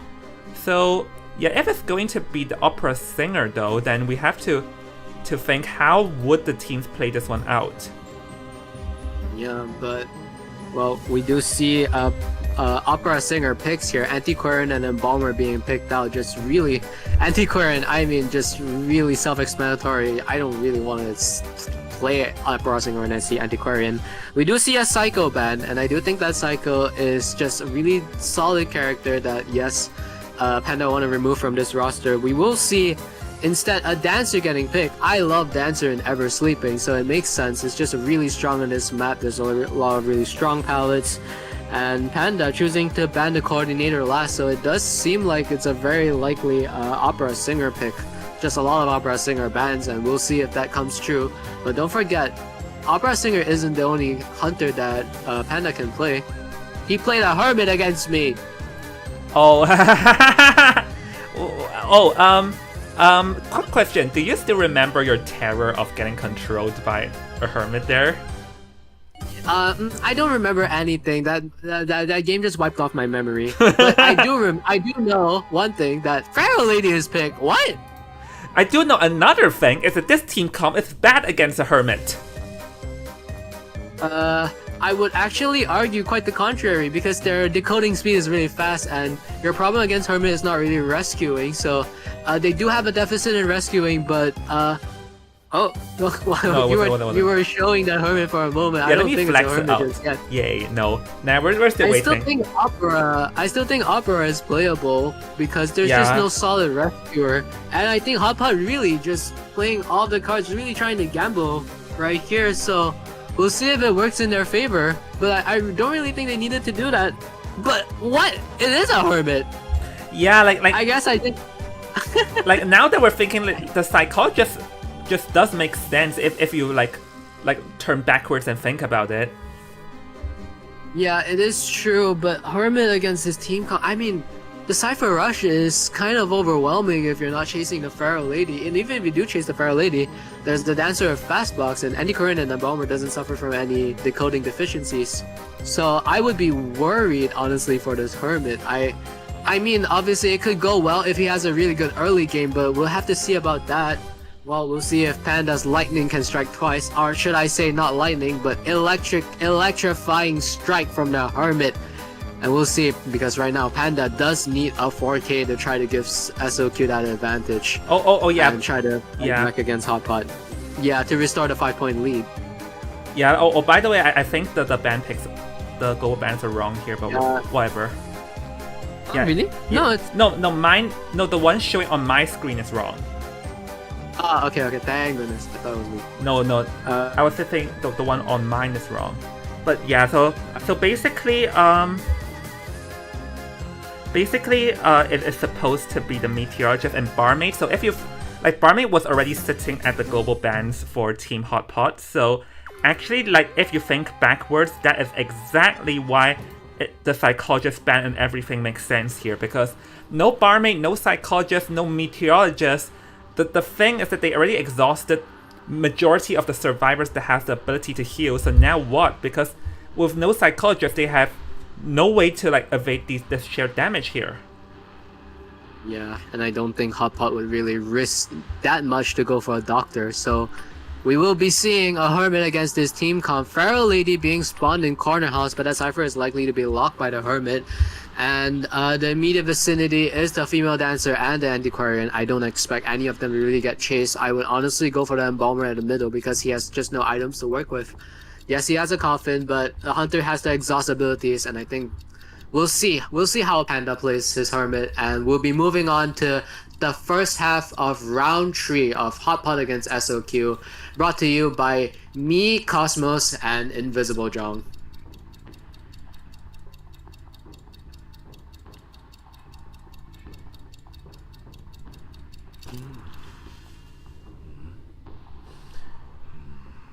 Alright, that's an S tier.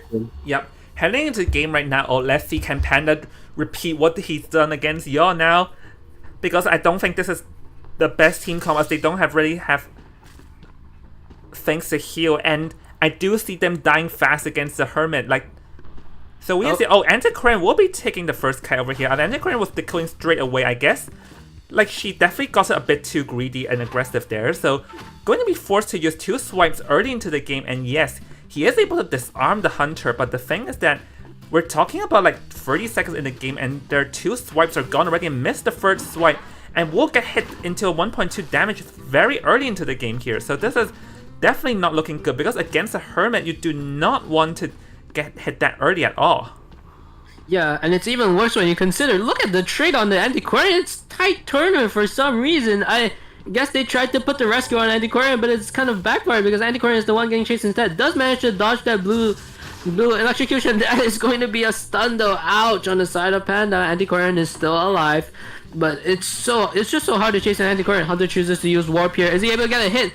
Manages to swipe, but that's going to be a hit on the Antiquarian, so not a lot of value on that swing. And Hunter is able to give a blue charge here, Jong. Yeah, honestly, I think maybe the decision to have everyone swap over there is not the best. But we do see that Hermit did miss the charge, and there's still 2 mini pallets to play around with. So, goes for a swap connection. Let's see, goes for a swing here, but beautiful mind game from the Antiquarian. Mind gaming backwards, able to get a stun and extend this kite out. And currently, the Hermit does not really have much to work with though, because he has no miracles to work with just yet, and goes for the attachment here, misses it though. This Antiquarian definitely wants to stay alive, and this, considering that how dangerously fast the first hit was, she definitely lasts a long amount of time here. Yeah, it does last long, but in hindsight, it's only 3 ciphers, so it's not really too long. And a reminder, this Antiquarian has no ability, no items to rebound with, and there is no rescuers, no Tight Turner, so it's not really that easy for Hot Pot to keep this Antiquarian alive. We'll see if the Antiquarian, it's not snooze, but it does seem like Antiquarian is sitting on the chair for quite a while, and the Cypher isn't feeling it's not too much pressure on the Cypher just yet for Team Hot Pot. Yeah, the Cypher is not exactly enough right now, but they are going to be forced to rescue regardless, as no one here else has Tight Turner. Maybe want to try and delay over half, but doesn't seem to be able to do so though. So this is going to give them back a bit of a chance of, misses the charge there. Disconnects, making sure that no one can tank this one. So let's see though, he still has an attachment to work with, and Miracle, let's see though, it's getting dangerously close. It wants to make it to the pallet, but there's no Flywheel Fang, not being able to enter the pallet. But one thing we do see is amongst all that, there's already the coffin, and Tram just disrupt a bit. The coffin has already been given out, but the thing is that the Hermit also has warp that can negate it. But I guess it's just there to waste more time, because we actually see that it's already near 4 ciphers there. There, Cosmos. Look at this. Yeah, an eye for an eye. A reminder that they only really need a 1 escape, I think, to... or even a tie, and the tie looks really likely because there is going to be a cipher that's going to be done real soon. Antiquarian manages to dodge the electrocutions. I think Panda just missing quite a few important electrocution right here, and it can't immediately down this Antiquarian because the Fair Lady is taking the hit. So right now, really, we don't know if this Antiquarian can last long enough, but it seems like the survivors haven't worked their way to the ciphers just yet. But oh wait, do you see the dancers coming to support? And that's the thing about Hot Pot survivors, they really go for the her support and harassment. Hunter choosing to go for the dancer is going to get a hit, and Antiquarian is down, so that's actually a pretty good play. And there's a lot of people injured, so it's not easy for them to finish the ciphers either. Dancer doesn't go for the stun, which is fine. And Antiquarian will be eliminated now with a lot of people injured, so not looking too bad for the Hermit just yet. Yeah, like honestly, if you ask me, I think him coming into there was not the best, because it was a very smart move that, like, the moment Panda saw this, he instantly, like, with free people charge, instantly disconnected, because all it takes is 0.4 damage more and it goes down, and the female dancer actually runs into the Hunter face. Like, I don't know why exactly is the female dancer doing in the center amongst all that happened, because there's no... He literally could have ran into the 2-story rather than this, and now this is putting the survivors back in a bad position. Like, literally, if he just ran further away, they would not have been in such a dangerous position to begin with. Yeah, and that just gives the Hunter free tempo and is able to turn near the ciphers. Panda just having beautiful awareness of where the most Dakota cipher is. So for the rescue, oh, even warps to the Feral Lady. Really daring play right there.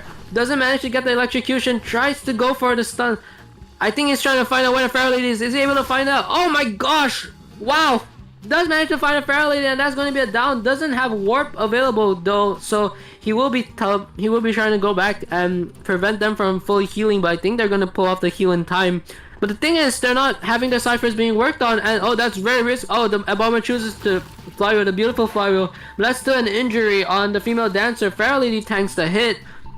And Feral is going to be down next, so Hunter just needs to give a red charge to the female dancer. Misses the charge, is going to get another charge, and now just has to down the dancer. But dancer chooses to change it. Oh, beautiful fly, just beautiful play.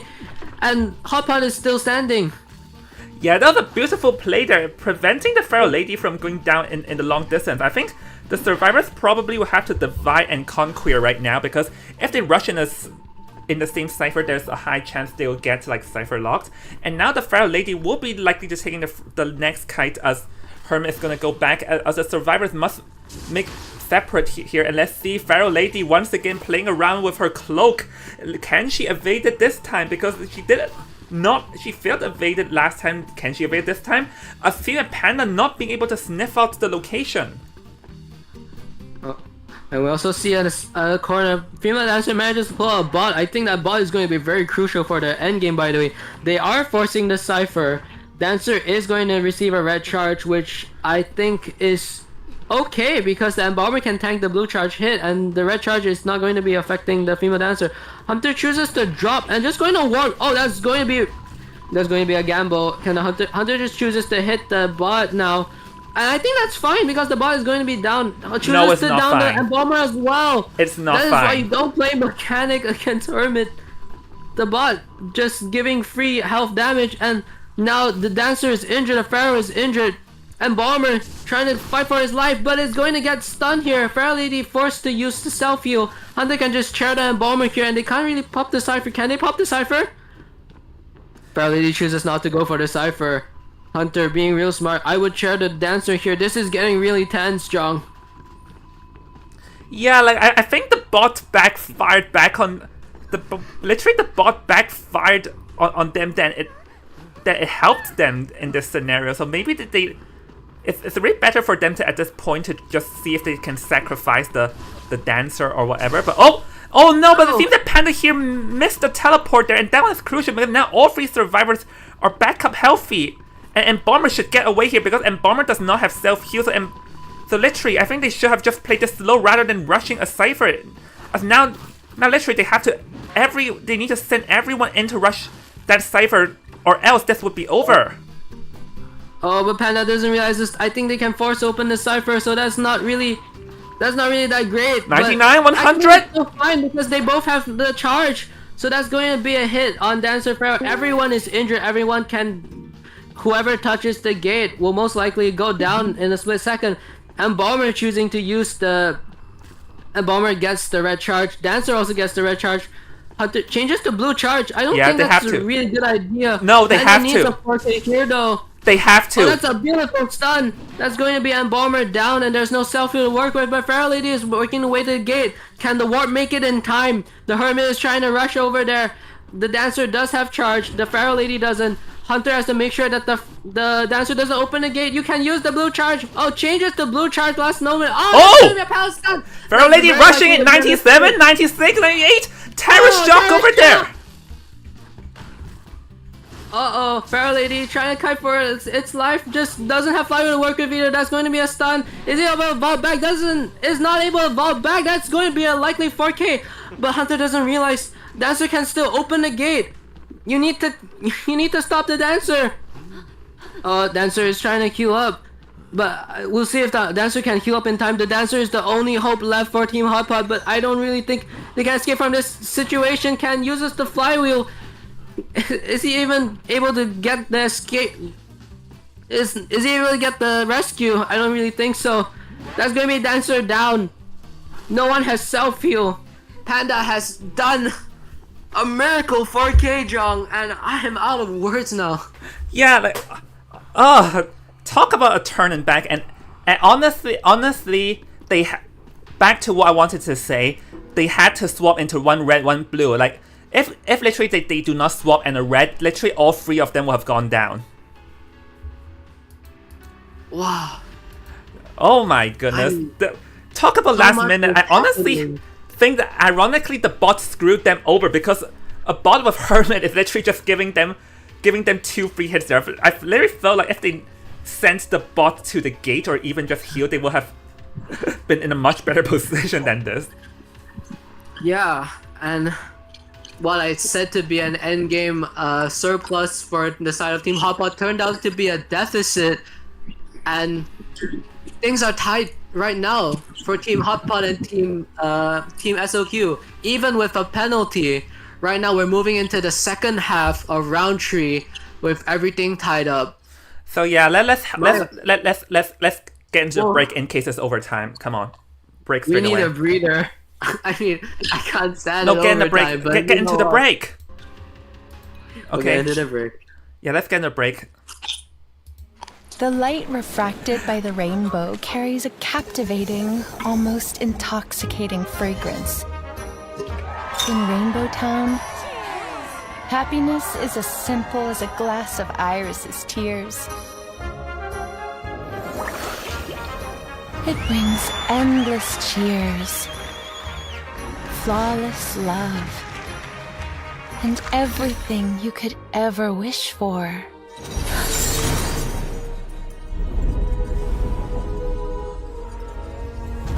But such overwhelming pain, such wild despair, shouldn't be yours.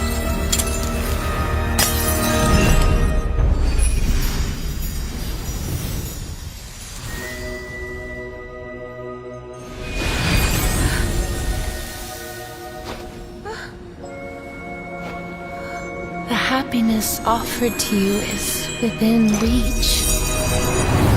Will you still turn it away?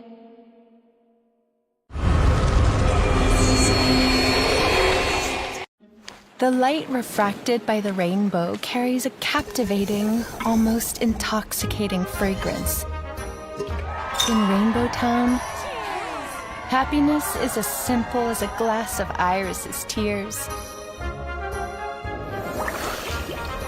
It brings endless cheers, flawless love, and everything you could ever wish for.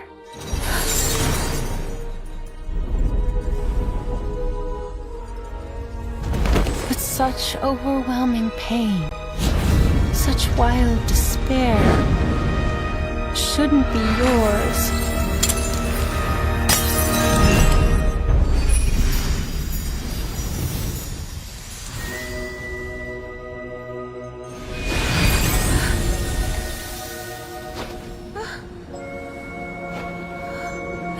happiness offered to you is within reach, will you still turn it away?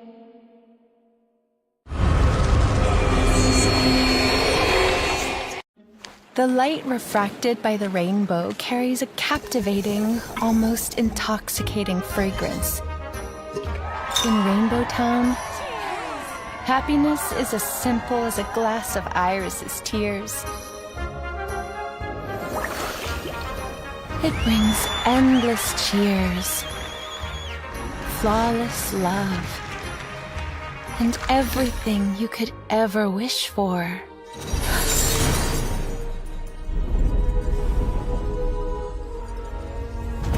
But such overwhelming pain, such wild...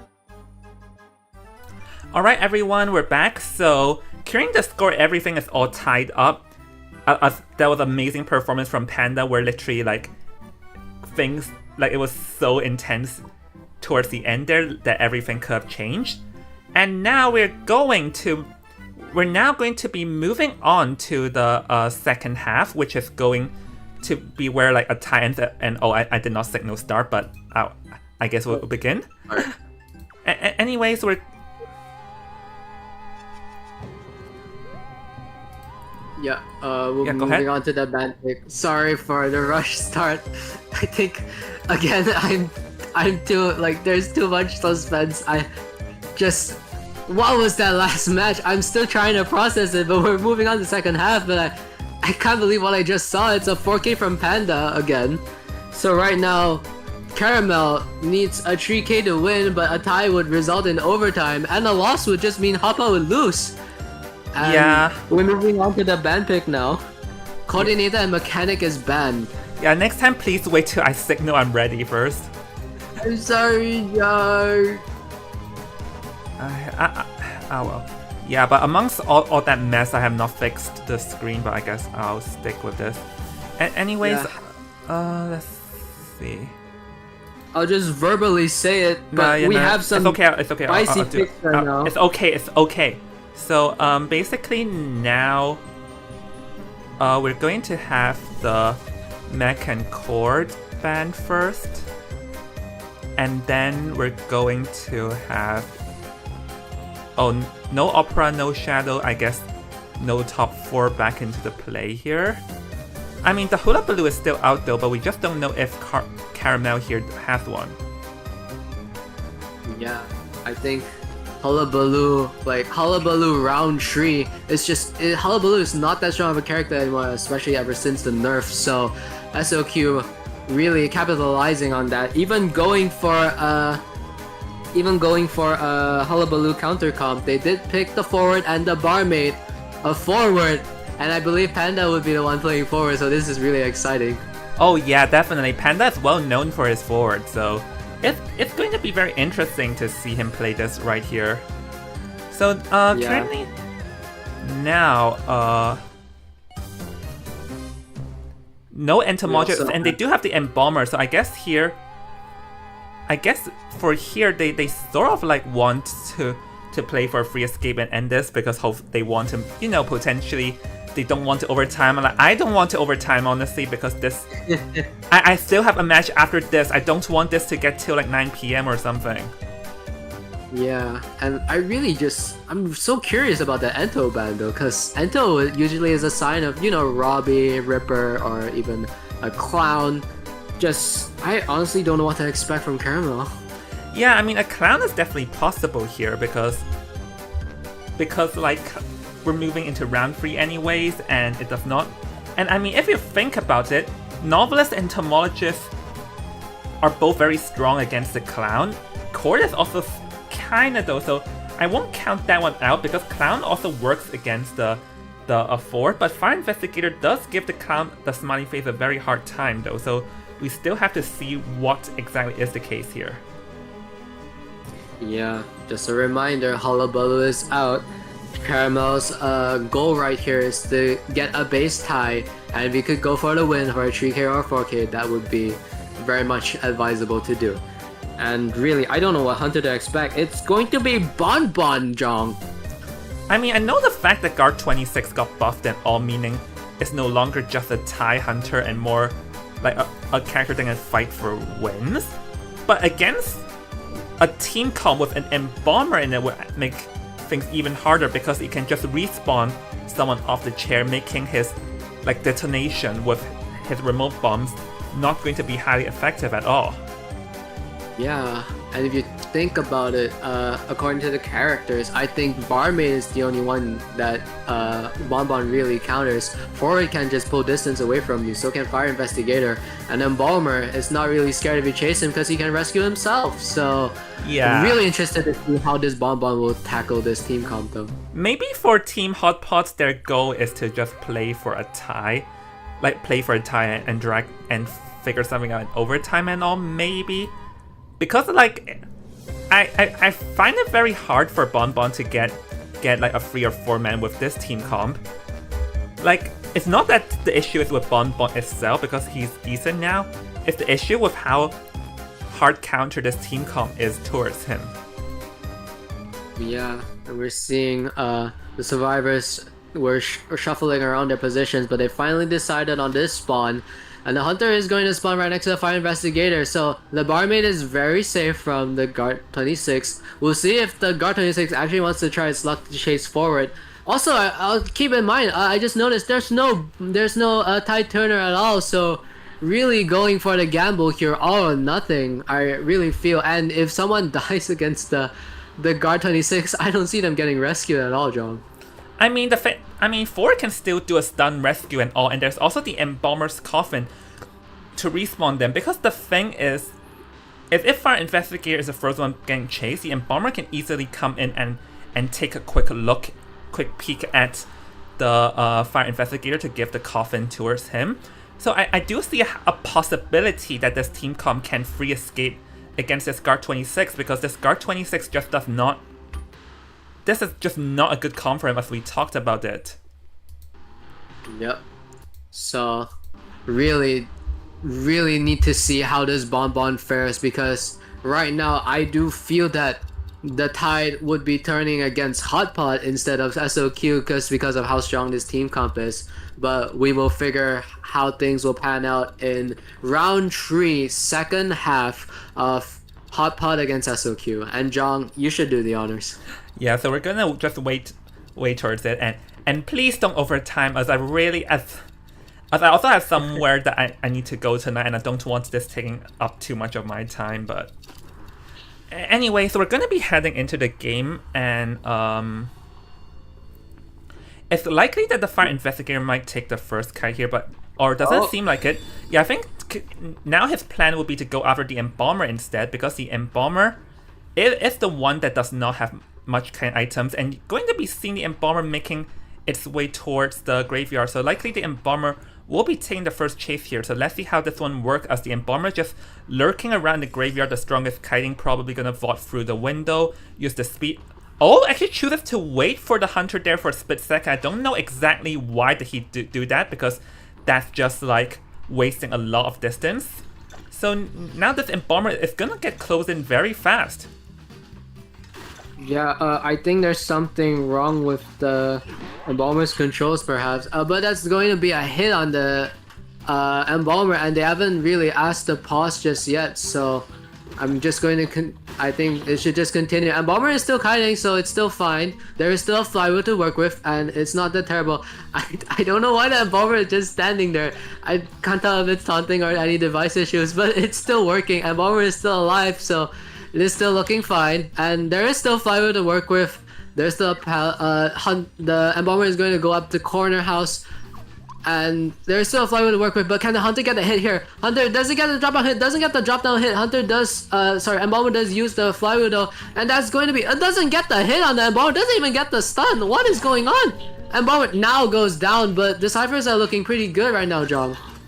Oh yeah, definitely. I mean. For the survivors, that they're definitely in position to try and play for a tie and all. Though the coffin here probably would not be that effective, because there is going to be warp into play here if the Hunter wants to, or literally like they don't need to because it's literally in the face. So yeah, I think they're probably gonna send in the 4 next, or or they're gonna have the Ford to assist now.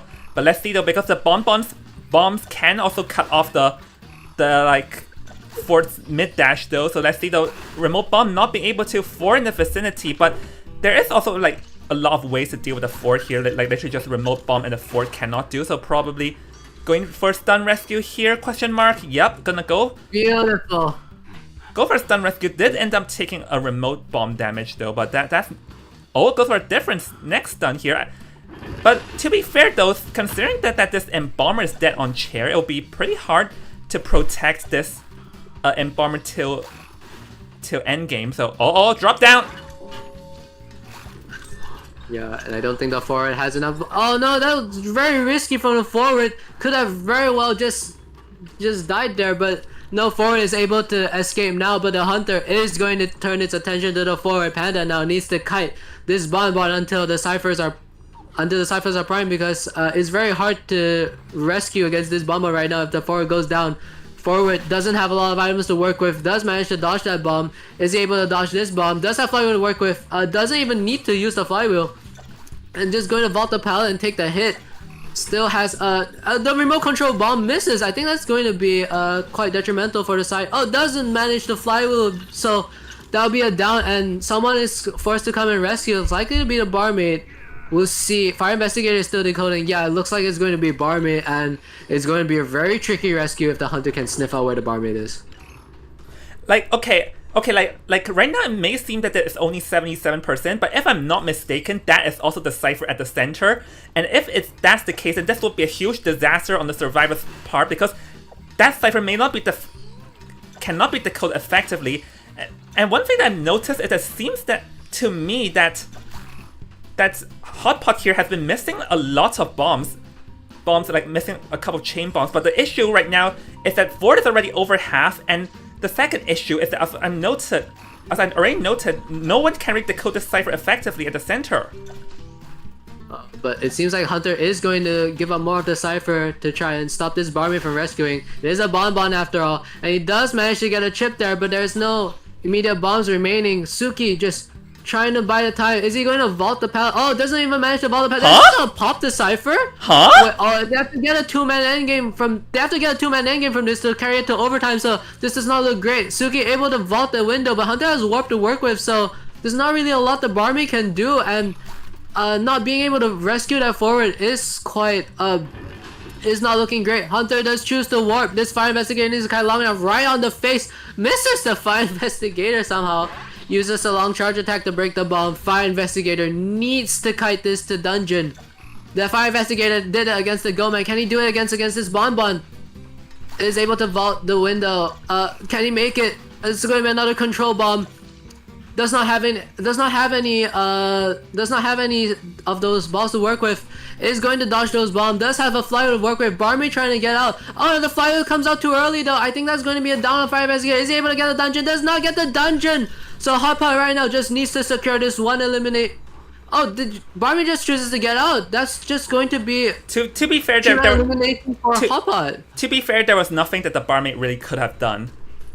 Oh. I think now that like honestly, I'm not sure why exactly did they choose that moment to pop, but at the moment they popped over there, we did see that the four was very close from getting eliminated. Maybe like that was what happened over there. So anyways, congratulations to Team Hot Pot for managing to defeat Team SOQ, and with literally like talk about the nick of moment there, because literally that could have ended differently. And honestly, if we think about it,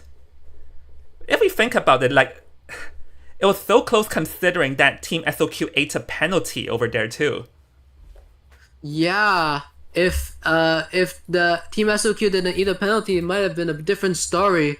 But right now, as it stands, Team Hot Pot has beaten Team SOQ and will be advancing. Will be the first team to advance in the losers brackets, and will be facing either AL or SM tomorrow. So congratulations to Team Hot Pot, and Team SOQ just unable to deal with that that bonbon. That forward just that bomber couldn't last long enough. The forward couldn't last long enough. Just it was it was close to being a tie, but it just never happened.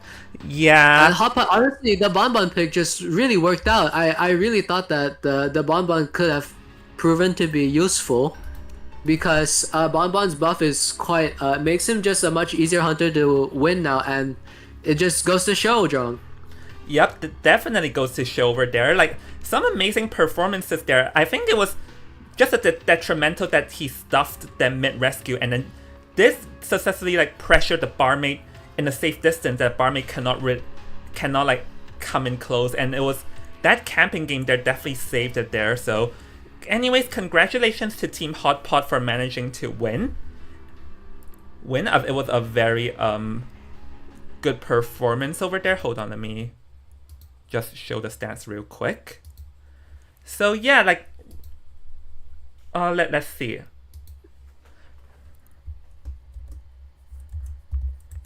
So let's see. So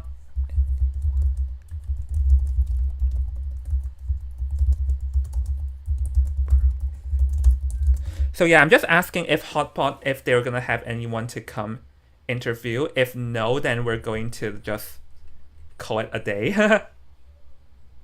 Yeah. I mean, we'll see, because they did mention that their English is not good. Yeah, we'll see if we can potentially get a translator next time. But We'll see. No, the thing is their English is not good.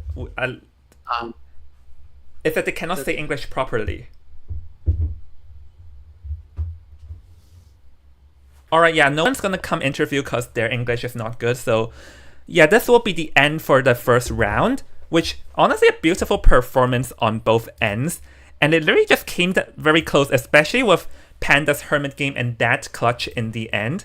So yeah, just a very close performance. So we're going to take a break now. And after the break, we're going... Oh my god, the team is wrong. It's Team Hot Pot that won. So yeah, for Team Hot Pot, Hot Pot is the winner. So yeah, we're gonna take a break, and I also need a break after all this with all the messy stuff behind the scenes. I need a quick break, and I'll see everyone after the break for the second half. See you in a bit. The light refracted by the rainbow carries a captivating, almost...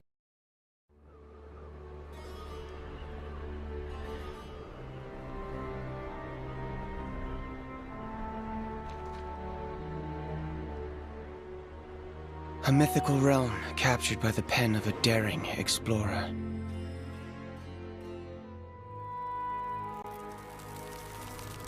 Like an eternal scroll buried deep within the golden sands. Quietly suspended at the edge of time. Clad in golden veils. Bathed in the gods' blessings.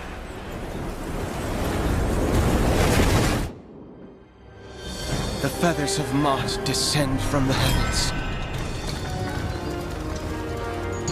weighing the sins of departed souls. The field of reeds sways with the breeze. Their ancient hymns echoing through the ages.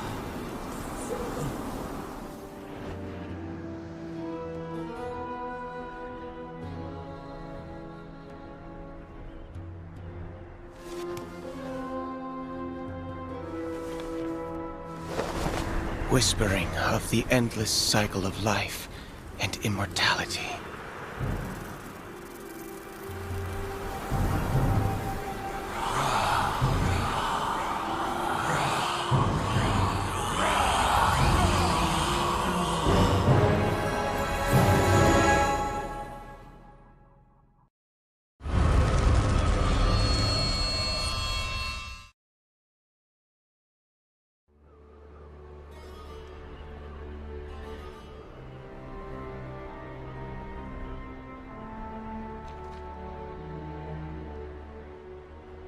A mythical realm captured by the pen of a daring explorer.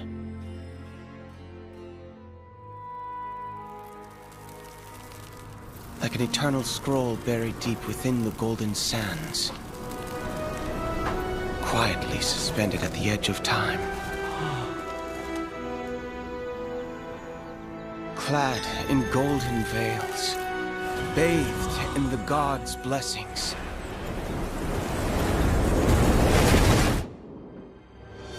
The feathers of Mott descend from the heavens, weighing the sins of departed souls. The field of reeds sways with the breeze,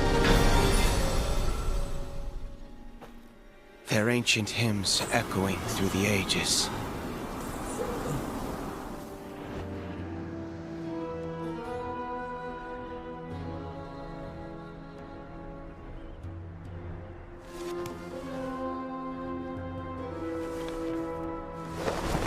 Whispering of the endless cycle of life and immortality.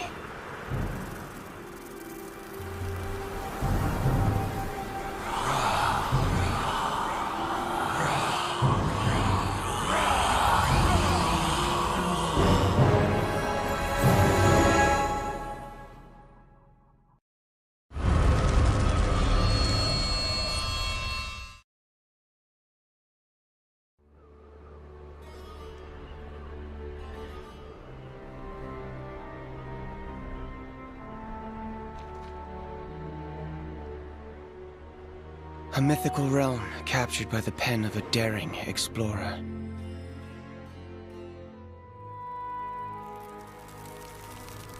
Like an eternal scroll buried deep within the golden sands, quietly suspended at the edge of time. Clad in golden veils, bathed in the gods' blessings.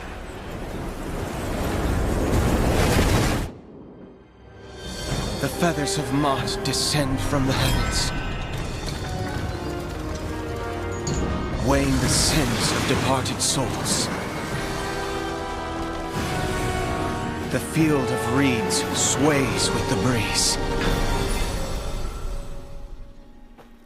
their ancient hymns echoing through the ages.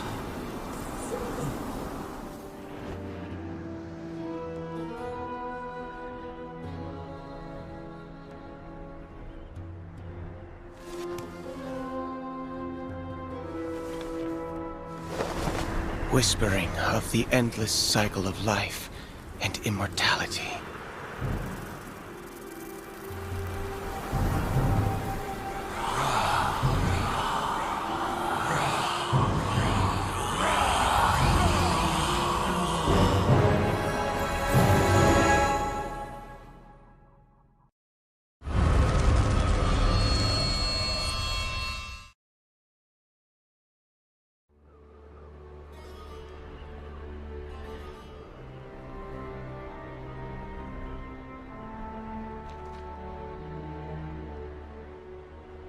A mythical realm captured by the pen of a daring explorer.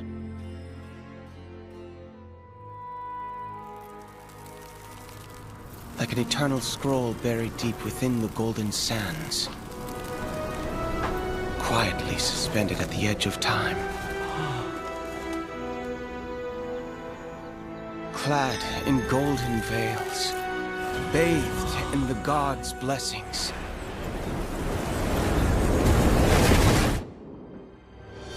The feathers of Mott descend from the heavens, weighing the sins of departed souls. The field of reeds sways with the breeze, their ancient hymns echoing through the ages.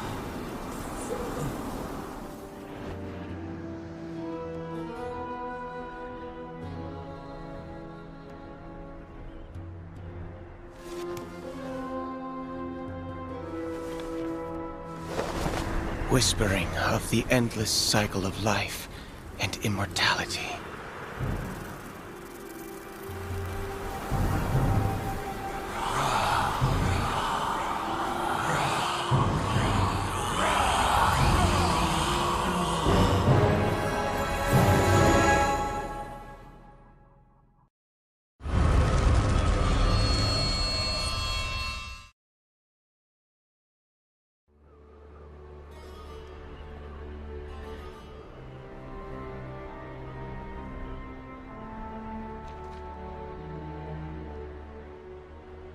A mythical realm captured by the pen of a daring explorer.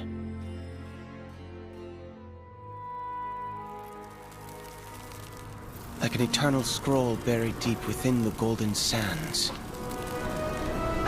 Quietly suspended at the edge of time.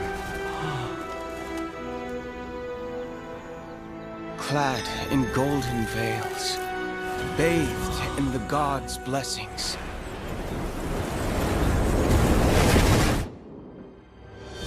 The feathers of Mott descend from the heavens. Weighing the sins of departed souls. The field of reeds sways with the breeze. Their ancient hymns echoing through the ages.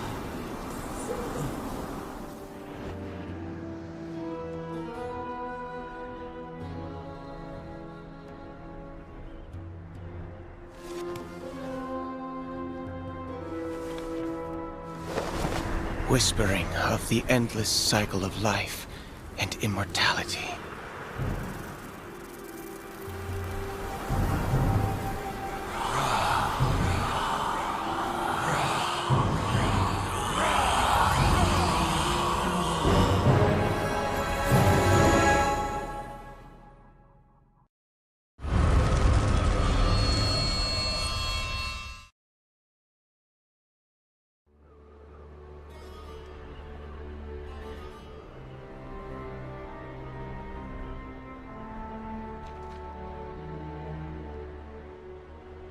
A mythical realm captured by the pen of a daring explorer.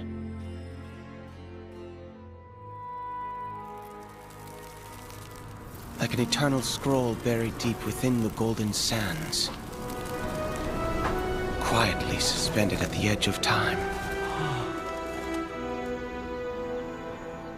Clad in golden veils. Bathed in the gods' blessings.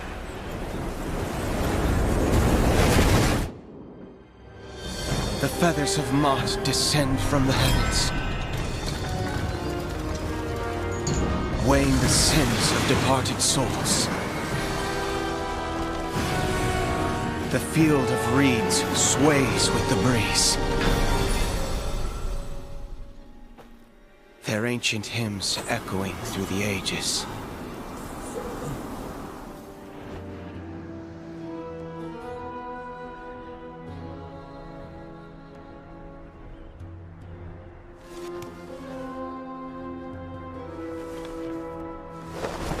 Whispering of the endless cycle of life and immortality.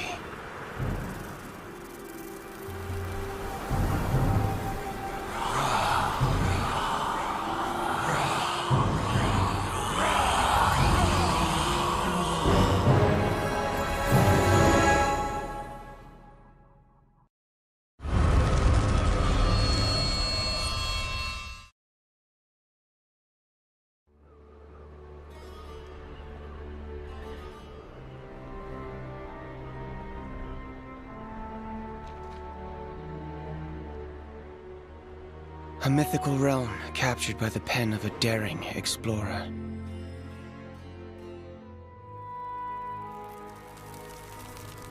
Like an eternal scroll buried deep within the golden sands.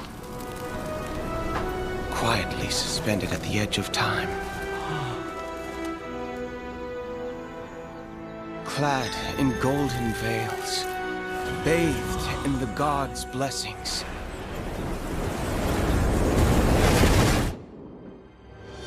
The feathers of Mott descend from the heavens. Weighing the sins of departed souls. The field of reeds sways with the breeze. Their ancient hymns echoing through the ages.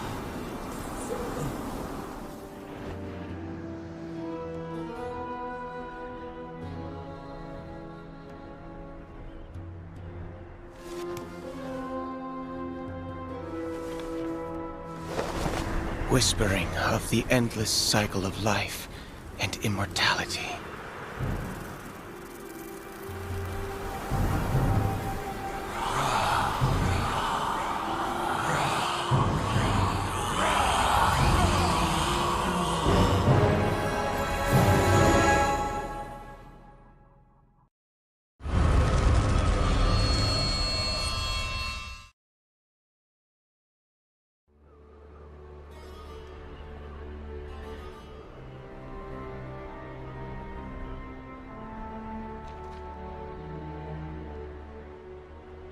A mythical realm captured by the pen of a daring explorer.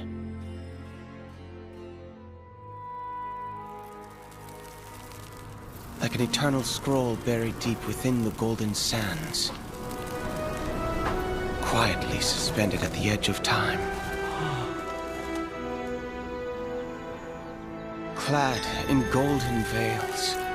Bathed in the gods' blessings.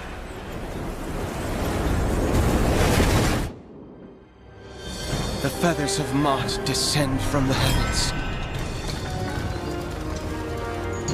Weighing the sins of departed souls.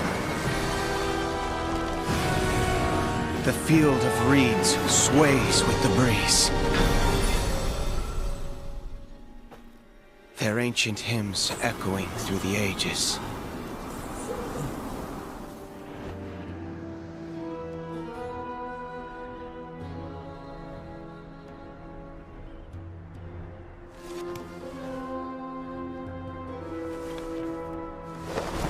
Whispering of the endless cycle of life and immortality.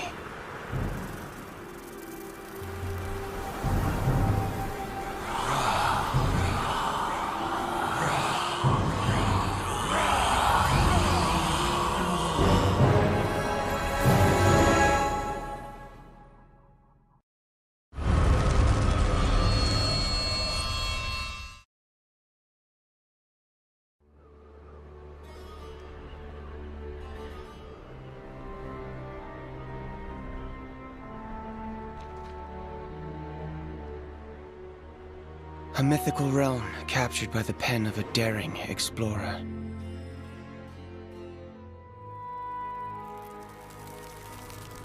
Like an eternal scroll buried deep within the golden sands. Quietly suspended at the edge of time. Clad in golden veils. Bathed in the gods' blessings.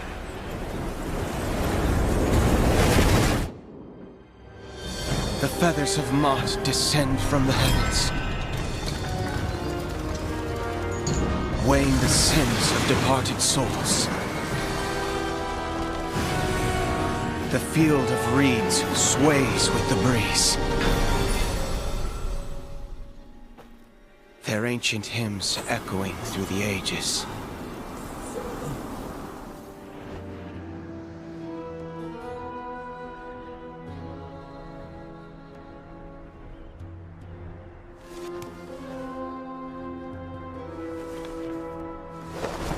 Whispering of the endless cycle of life and immortality.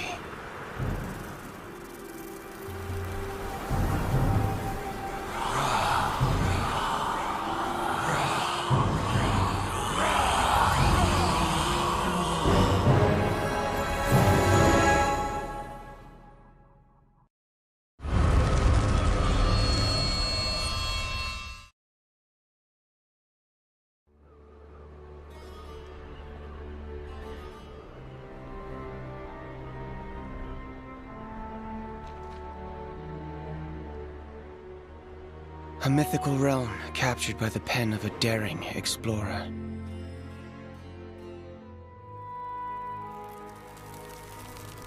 Like an eternal scroll buried deep within the golden sands.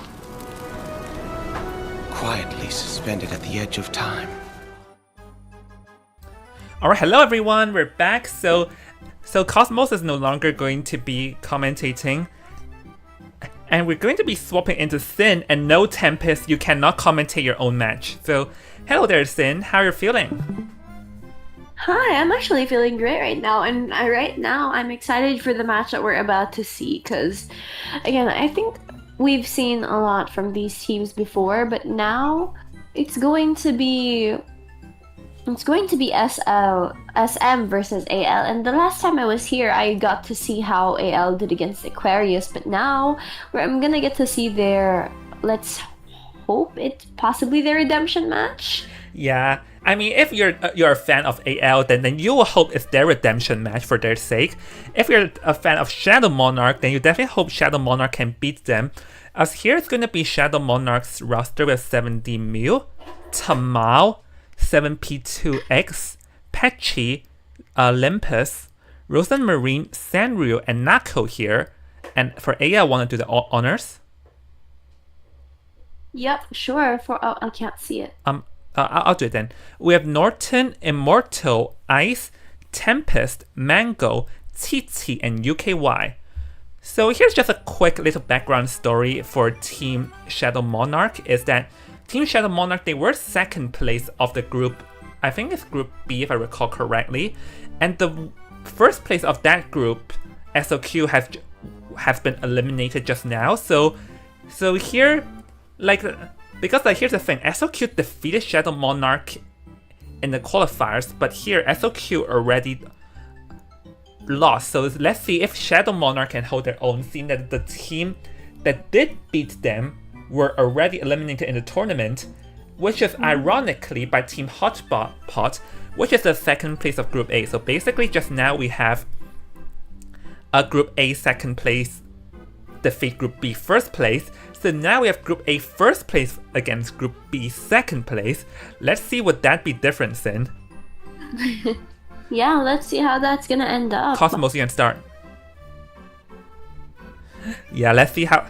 Yeah, because like Group A second defeated Group B first, so in theory it does. If you put the like who defeats who, it might seem that AL has advantage here, but we'll have to see because Shadow Monarch definitely did not go down without a fight last week, and also, but we also recall how Alex Love, like even though there was a massive point deficit, they actually. Yeah. Like, within the game actually says otherwise about their skill. Yeah, and alright, we're seeing as the first two ban picks are... The first two bans from the Hunter's side are going to be Seer, and it's... the second one is going to be Antiquarian, actually. Yeah, Seer and Antiquarian, honestly, those two are just more standard picks in this meta, but for Shadow Monarch, they do have a different approach, going the mechanic and the fort. And this is one of the, like, I would say, a recent approaches of how the ban pick goes, where they select the mechanic first because she is very good against the meta picks, aka Goldman and Hula Baloo. And the fort is there to ensure that the mechanic would survive. So these are two, like, like I won't say it's common, but I'll say it's started to become popular in this meta. As Professor would be banned, and this to me, Sin, is pretty much signaling a Goatman right off the bat. Yeah, pretty much. Like, with these kinds of ban picks, unless you're going for... Like, the only ever times you've not seen a Goatman on the first round is when the hunter is particularly fond of another hunter, or if the survivors specifically go after a Goatman counter comp. But... seeing as this comp right now seems to be more centric towards countering a general strong few hunters, like in the top 4 or 5 in the meta right now. Yeah, we're definitely gonna probably end up seeing a Goatman.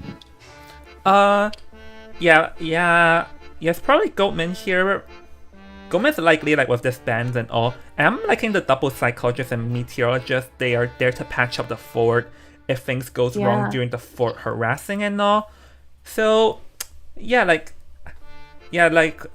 is possible here. We have seen a lot of Breaking Wheel in this tournament. Breaking Wheel might be possible here though, but Breaking Wheel is good against the psychologist, and if Breaking Wheel gets selected, the fort and meteorologist can give the wheel a bit of a hard time. So we are going to be seeing the Goatman as we predicted. And I think the key here is how does the fort harass, because a mechanic is very, very fragile against the Goatman. And they rely on the fort to stall for more time and force out more of the like cages in this scenario. So this is going to be a real test of the Goatman players, or rather the fort player's skill, which in this case it is 7P2X. Yeah, definitely. So we're probably just gonna... It's right now, if their forward can pull off all of the if the forward can pull off all of the harasses consistently and avoid like giving away free hits, this is really gonna be the difference maker in this match. Like any impact stuns are gonna do so much more than a couple of heals from the other two, or perhaps might do the same amount of impact as an extra cipher from the mechanic uninterrupted. Oh, it's definitely going to be so. So we're going to be seeing the spawns here, have the meteor just spawn outside. Oh, Goldman spawning at the top, right next to where the meteorologist here. Let's see, would he go after the meteorologist or the mechanic first? Because the mechanic with her bots outside can give the Cypher Rush a hard time. And for meteorologist though, meteorologist is not, I won't say it's the worst pick against the Goldman, but it's not necessarily the best pick either, because the pushback can also potentially push yourself closer towards the Goatman. So we'll have to see. And oh my goodness, 4 flower effects, Sin. Look at this. Yeah, I'm noticing that the only person that has borrowed tide on their team comp is actually the meteorologist, and their psychologist and their forward both have tide along with flywheel. And honestly, I think the option to go double tide is a fair decision, because if they bank too much of their hopes on the forward being able to rescue, they wouldn't be able to recover if the hunter were to randomly chase the forward instead, or the forward were to be out of service. By giving the second tide to someone who can safely pull off a first rescue with pretty much no issues. Oh yeah, like definitely. Psychologist, yeah. Yeah, definitely. Like, it's better to have 2 tides, to just stall for more time and all. So with that, we're going to be heading into the match between Team Shadow Monarch and Team Alex Love, with your caster Invisible Jong and Sin, as we wait for this to be over. Yep. Tick top. Alright, there we go. We're getting into the match itself, and we're seeing that right from the get-go, the hunter actually doesn't seem to be wanting to go for the mechanic. This might end up being a mistake if he can't get the meteorologist down in a fast enough time, but here we're seeing the meteorologist opt for the window rather than inside of graveyard. Oh! Yeah, that was a beautiful cage though, instantly appearing behind the meteorologist, and literally, look at this, the Cypher has just barely been touched before the meteorologist got chased, and that, what I was fearing is that meteorologist herself is not that strong against the Goatman kind. So, goes for the cloud here though, but would that do much of a good though? Because it's dangerously close that, let's see. Goes for the swing there, but unfortunately, cage does drop at the last moment, but the resentment level is about to be up, and the meteorologist may be in a very bad position once this one's going to come in play, and barely also trap the 4 out of it. Goes for the pushback though, so this is going to help stall for more time, but flywheel effect, not being able to make it through the cage, and the meteorologist is going to go down. We're talking about only 1 cipher, and the Goldman here has excitement, so he doesn't even need to be afraid of the 4. Yeah, but the thing is, without having a cage around him, forward only takes a chip hit and is still able to actually pull off the rescue. If they're really anxious about the forward not being able to pull off the rescue, then they could simply ask the psychologist to whistle the chip distance. I mean, to be fair, it's still going to be fine. It was a bit too far of a distance, but now it's good. So, just gonna play a bit of mind games there, but actually the 4 did broke the cage, so only did half health damage. Let's see what that come into play now, but goes for a backstep here, able to get the swing instantly. So now the meteorologist would go down, and adapt the 4 would come in to harass because it's too risky since he's in half health. And they probably would get the psychologist to heal up. Either the psychologist to heal up the 4, or the psychologist to come in and rescue, whatever works. But hold on, go for the stun here. Does the Goldman realize it though? Does manage to do the drop down there, so this stun over here did not work out because a lot of football is gone, and now the 4 puts himself in a dangerous position now. Yep, and now the forward will be... Amazing flywheel from the forward here, able to very narrowly dodge a hit here until the cage goes down, and that should be enough for him to leave safely, even if he doesn't get the harass off. That bought a few seconds of time for the mechanic to finish a cipher, and as well as buying him his safety. Yeah, so that was a very good move over there, and with the psychologist using empathy to heal up the 4, now the 4 is going to be very arrogant here, yo, come and get me, because the Goldman cannot do much at this point. So this 4 there, beautiful flyout. If he'd gone down there, that could have been a disaster. Now 4 just playing mind games here, like just trying to stall as much time. There are 2 cages here though, but that does mean that the resentment level from the Ghostman will be lower. Now the 4 is literally just go on full on harassing here. Ooh! And now and then takes a backstab there. Like that backwards charge with the wind was amazingly placed there, putting him on the other side of the window and separates them by the small narrow pallet. But unfortunately, that's not enough to keep them alive. But look at the Cypher progress. The last Cypher is at 60%, and the forward just could either stall out here or just run because excitement is still online. I mean, to be fair, there was excitement to begin with. So yeah, there goes the down over here. So let's see. The thing is that the only person with borrowed time in this team comp has already been sent back to the Manor. So let's see what the survivors choose to pop to rescue, or would they try to cut their losses and go for one man.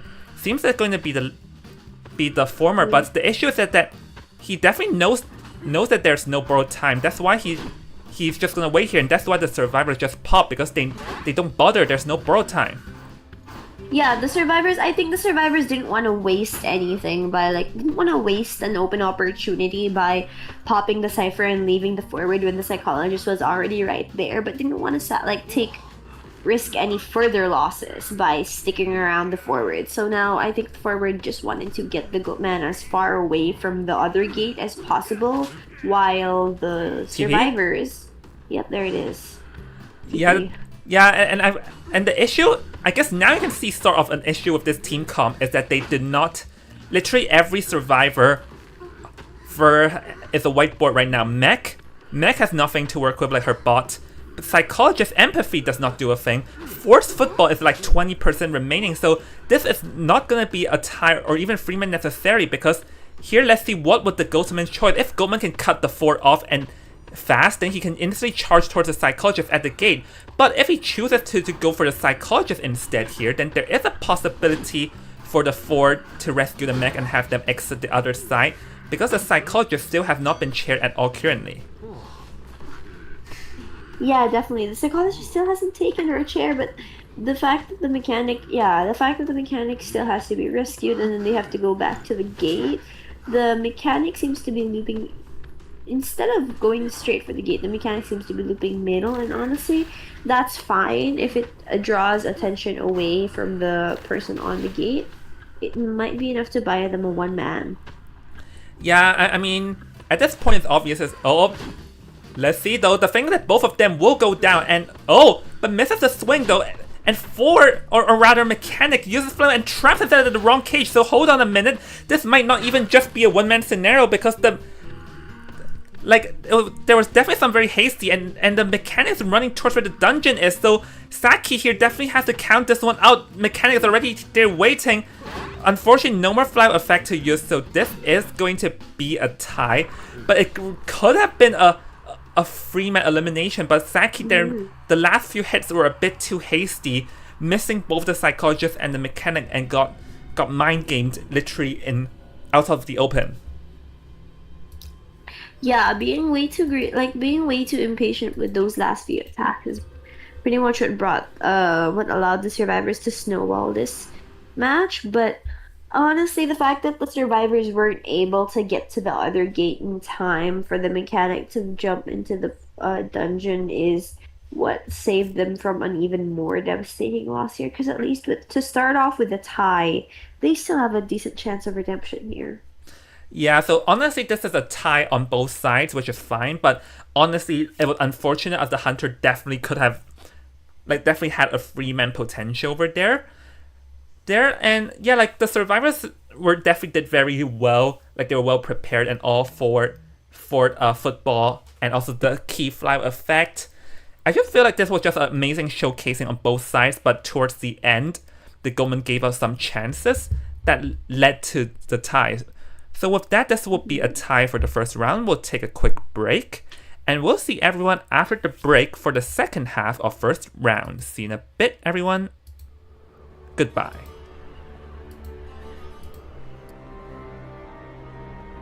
Now watch closely.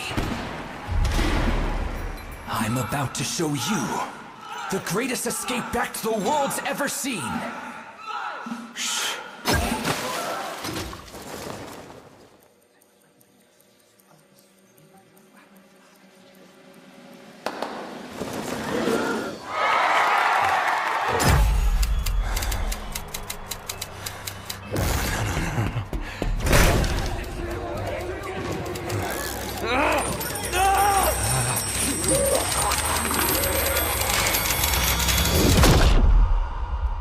I'm chained by the shackles of my own mind.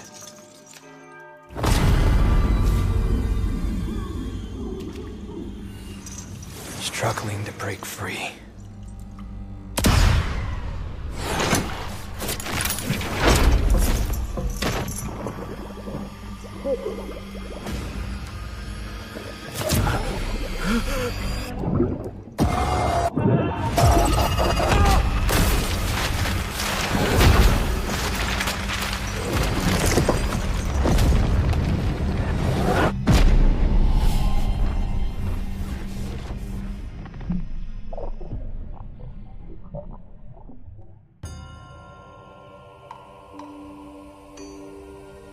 I must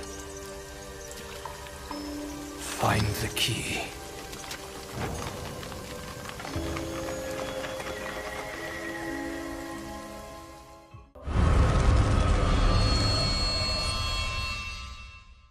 Now watch closely. I'm about to show you the greatest escape back to the world's ever seen.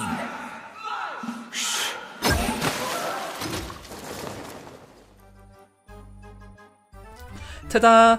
So yeah, we're back over here, and we were talking about off camera just in the match just now.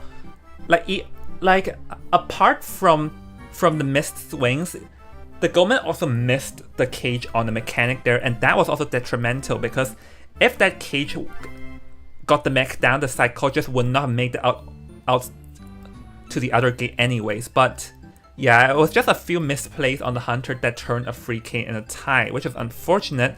But let's see what will happen now that survivors are up. Cosmos, you can begin.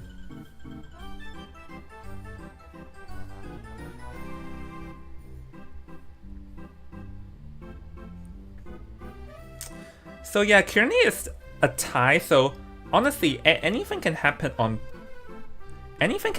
both ends when it's a tie. There was a bit of a delay on my...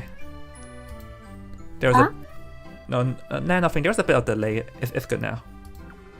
Okay. So yeah, it's Sanrio's turn to hunt for Team Shadow Monarch, and we do see the Priestess and the Antiquarian both getting banned straight away. Let out the Seer. Yeah. I'm wondering what they're aiming for because Goldman doesn't really want the Seer, or maybe he does want to play the Goldman and just hate that even more. Like, first of all, it's definitely not a wheel, because if it's a wheel, he would not have banned the Priestess. So it's likely going to be a Goatman unless Sanrio wants to surprise us with even like more unconventional picks. Yeah, but something tells me, like you said, it might not be the Goatman, because why prioritize? If it was going to be the Breaking Wheel, why ban Priestess? If it was going to be the Goatman, why let out the Seer?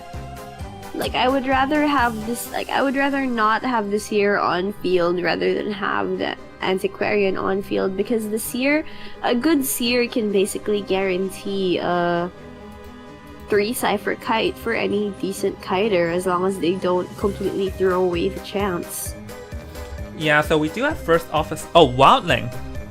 I mean, Wildling being selected here may be a bit of a dangerous situation, because Wildling gets countered by the Goldman, because you get hit on the board, you're still inside the cage does not drop. So like first of all, like the bans so far are indicating a Goldman with Puppeteer, First Officer, Professor and all. So yeah, as I said, it's indicating going to be like everything we have is indicating towards a Goatman, but then this Wildling may have a potential problem here.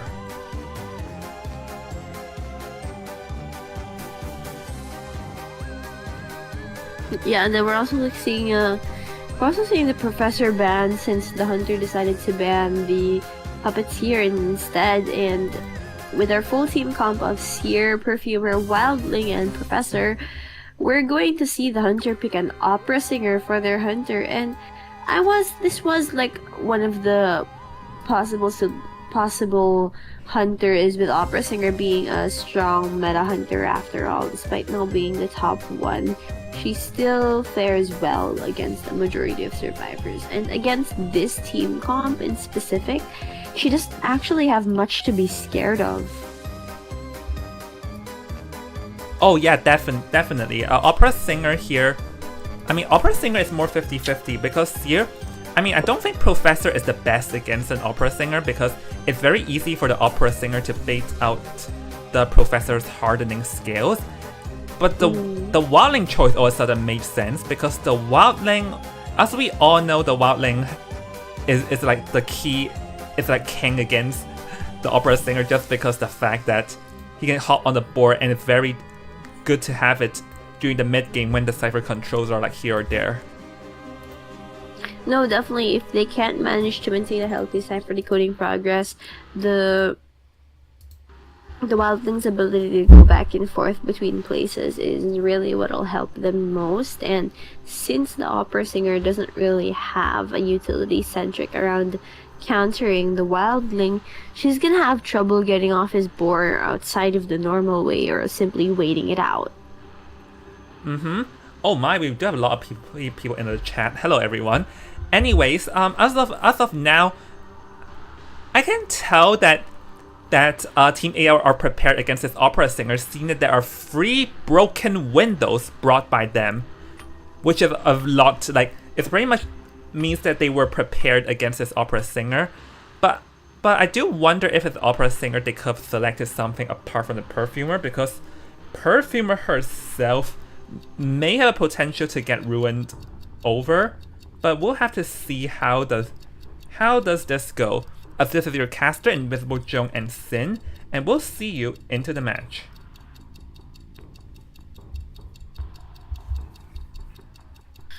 Alright.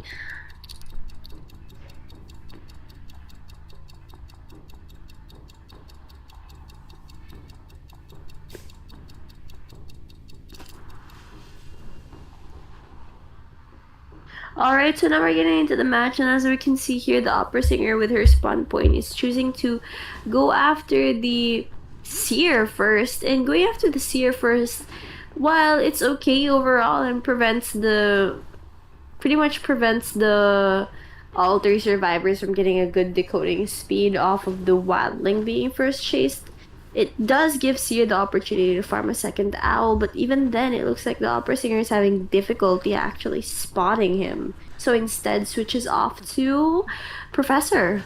Yeah, I feel like Professor may be the best early game chase here because, as I said, the scale can easily be baited out over here, so let's see.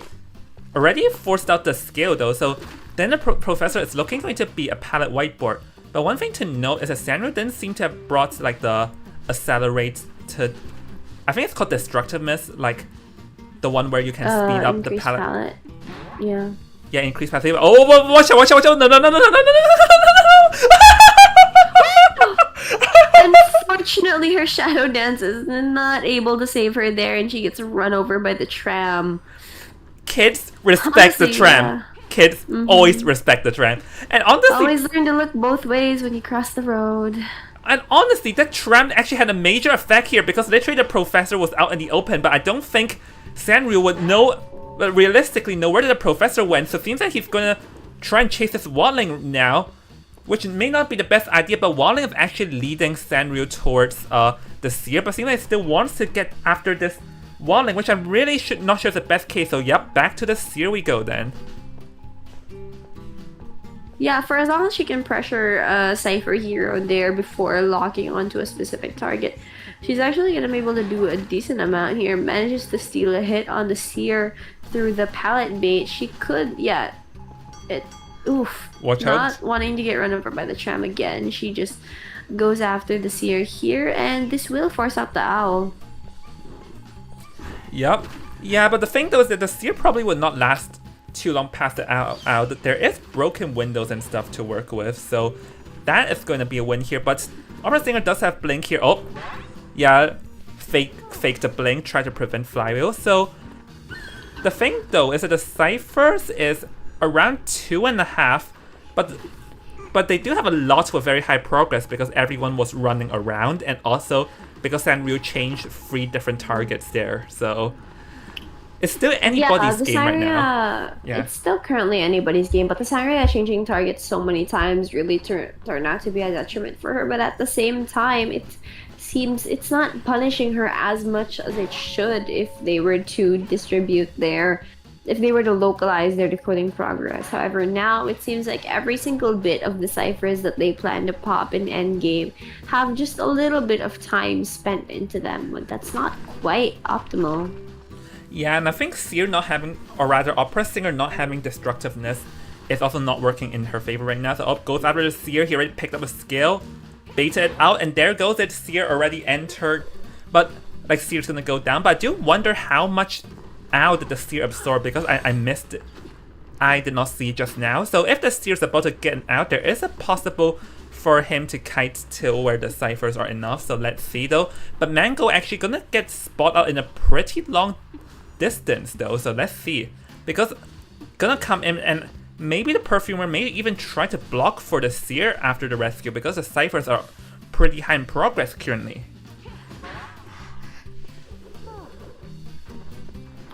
Yeah, now we're seeing that the survivors, after managing to help the Seer for a little bit, leaving him back alone to his own devices, forced to use another owl. But will he be able? Yeah, he is able to ride the tram one time, but if the hunter doesn't respect the tram here, oof, almost. Yeah, hold on. I think the ciphers are going to be literally enough soon, because like getting onto the tram there, and here like literally only lasts 3 more seconds, and then it'll be enough. The Walling is the one who has to get out, because Walling does not have borrowed time, and I don't know if the hunter knows that or not. So we're gonna head into endgame, but wait, is it? Huh? But yeah, Walling got hit by the tram too. So kids, no matter you're a hunter or a survivor, always respect the tram. New #1 rule. Yeah, just never mess with the tram, like, ever, because that never ends well. It always ends in people getting run over. Ooh, that was a risky vault by the Seer here, especially with his slightly decreased vaulting speed. But now we're seeing that he does end up taking the down to the Opera Singer, and this will most likely be a 3-man escape, if not a 2-man if they're unlucky. Well, we'll still have to see though. Like the Walling is making towards the dungeon. Yeah, I don't think the Opera would make it in time. So this is likely going to be a 3-man escape from Team AL's side, which is very good. And honestly, like still, that tram literally turned things around, because without that tram, the Professor is still in danger vicinity. But literally after that, after getting the hit, the Opera Singer lost sight of where the Professor went and was forced to find a new target, which by then is literally too much to come back from.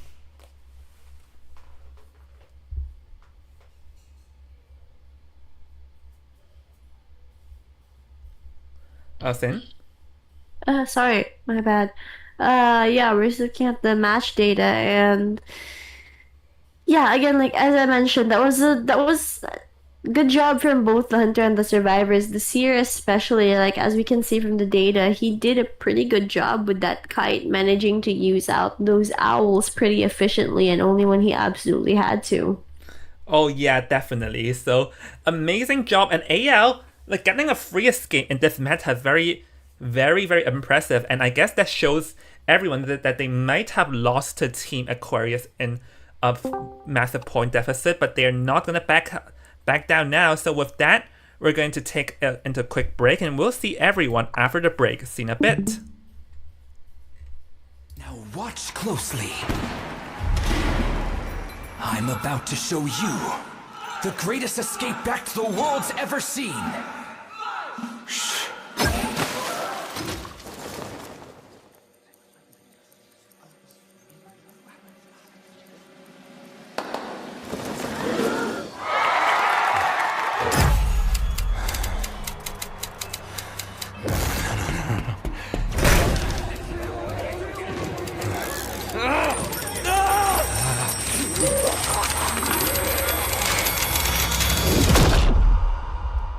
I'm chained by the shackles of my own mind.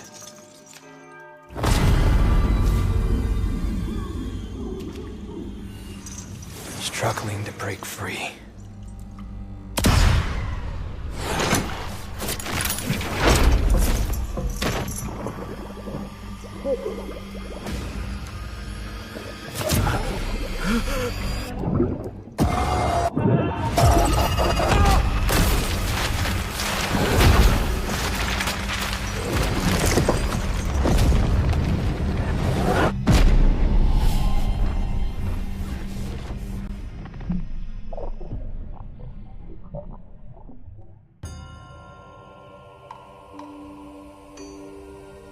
I must find the key.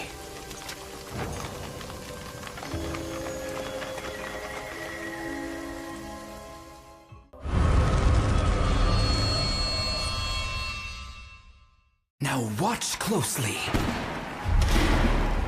I'm about to show you the greatest escape back to the world's ever seen.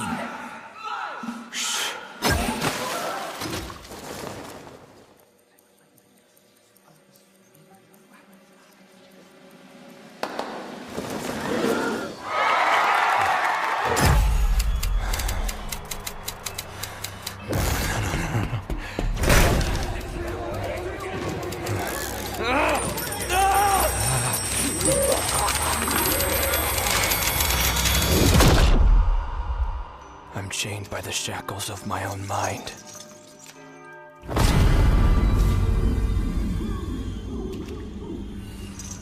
Struggling to break free.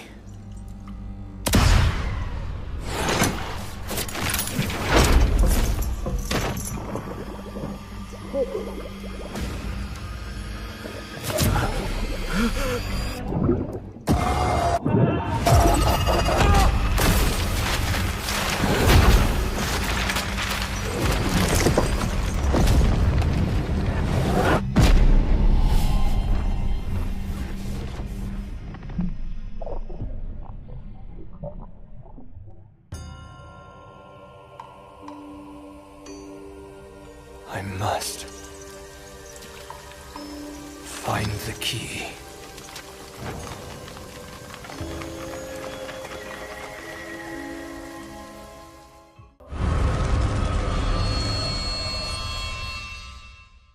Now watch closely. I'm about to show you the greatest escape back to the world's ever seen.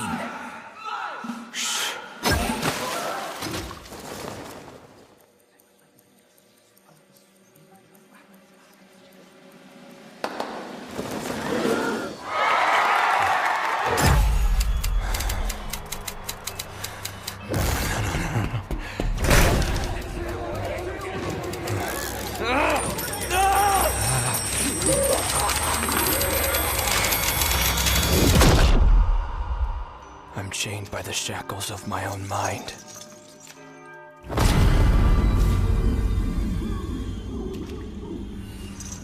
Struggling to break free.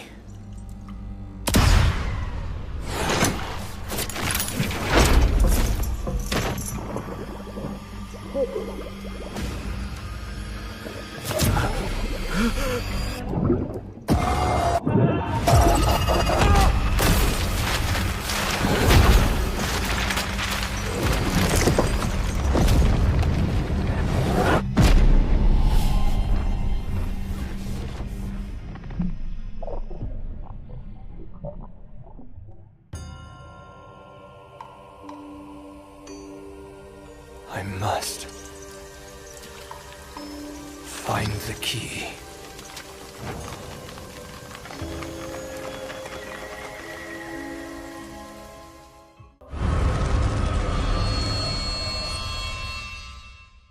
Now watch closely. I'm about to show you The greatest escape back to the world's ever seen.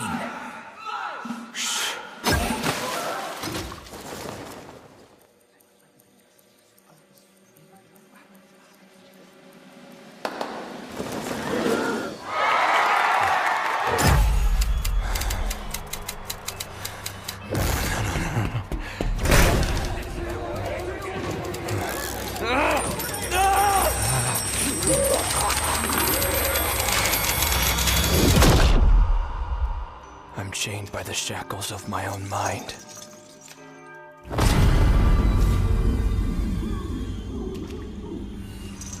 Struggling to break free.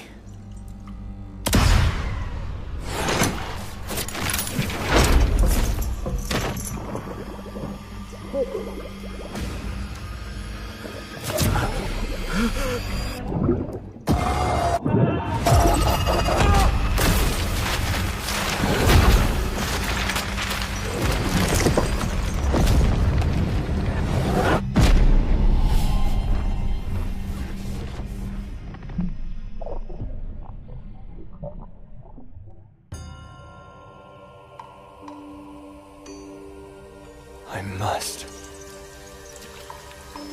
find the key.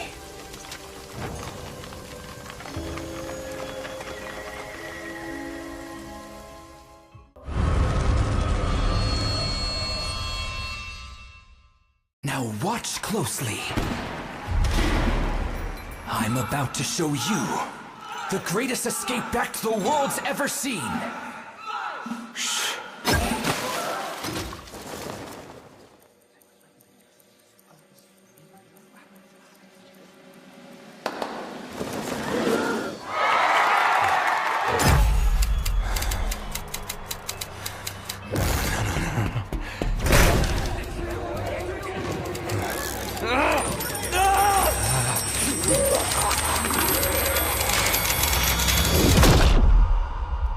I'm chained by the shackles of my own mind.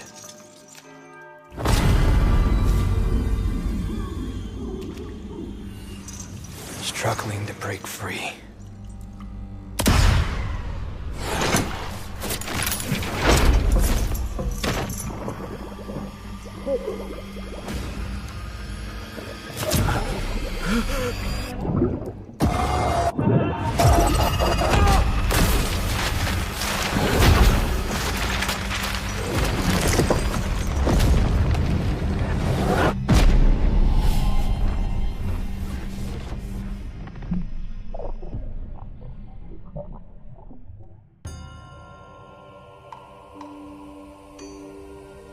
I must find the key.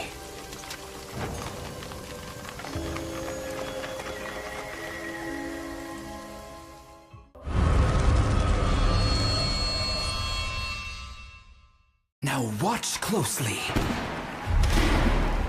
I'm about to show you the greatest escape back to the world's ever seen.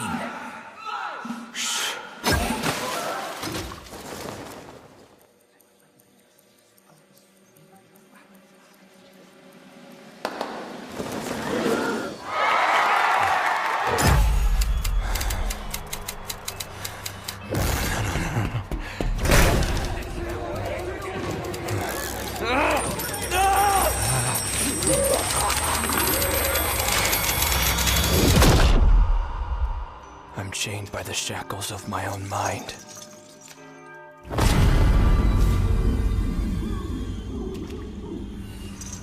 Struggling to break free.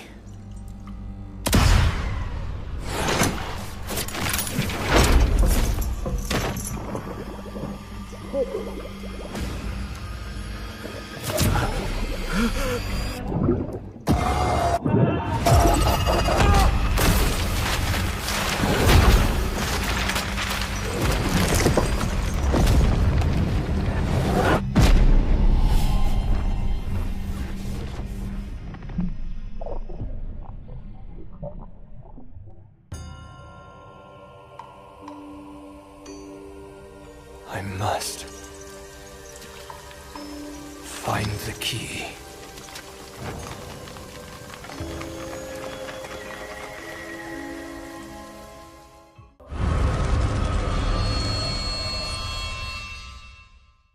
Now watch closely. I'm about to show you the greatest escape back to the world's ever seen.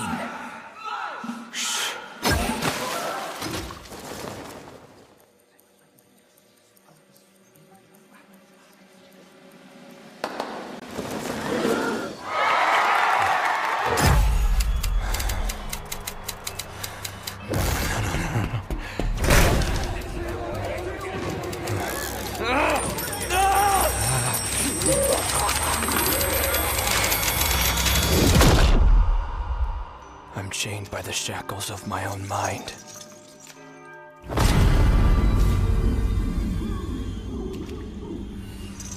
Struggling to break free.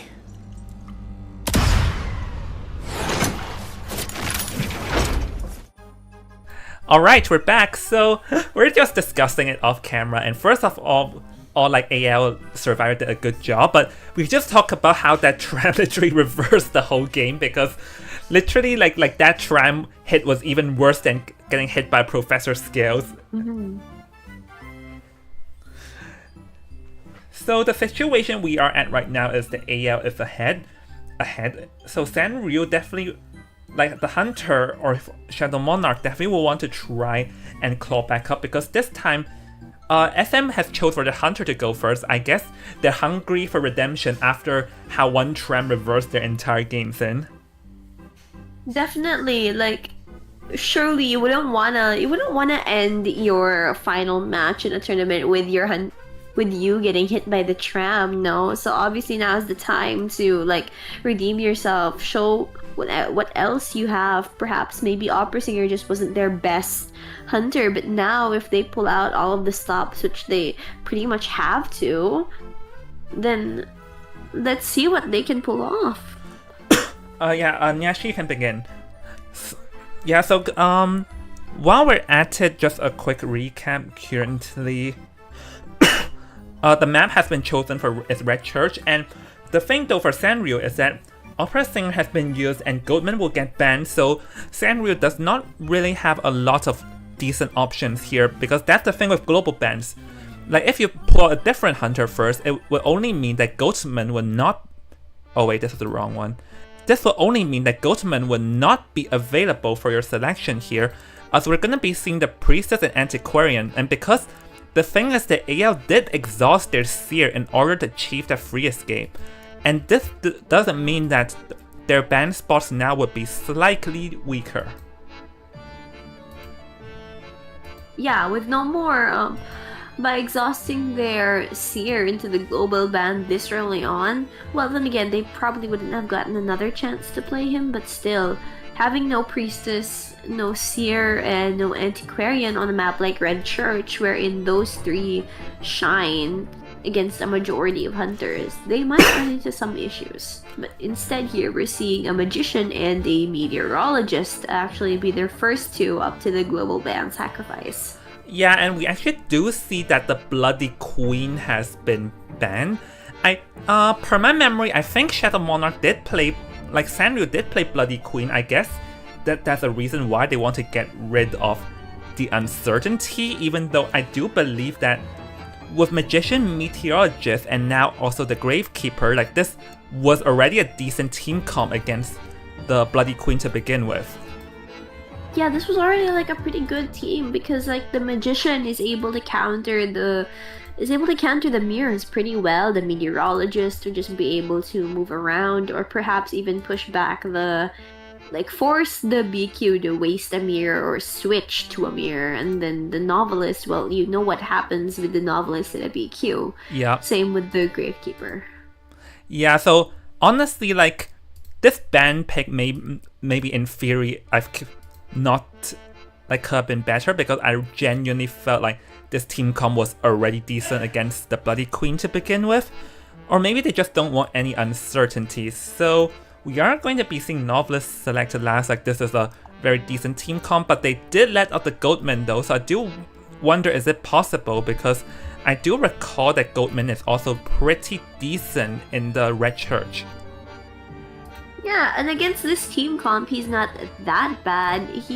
We have seen how he's not exactly the best hunter against like units like magician and novelist, but that's not the same for units like gravekeeper and meteorologist here. So Yeah, let's see though. We're still waiting on the talent selection.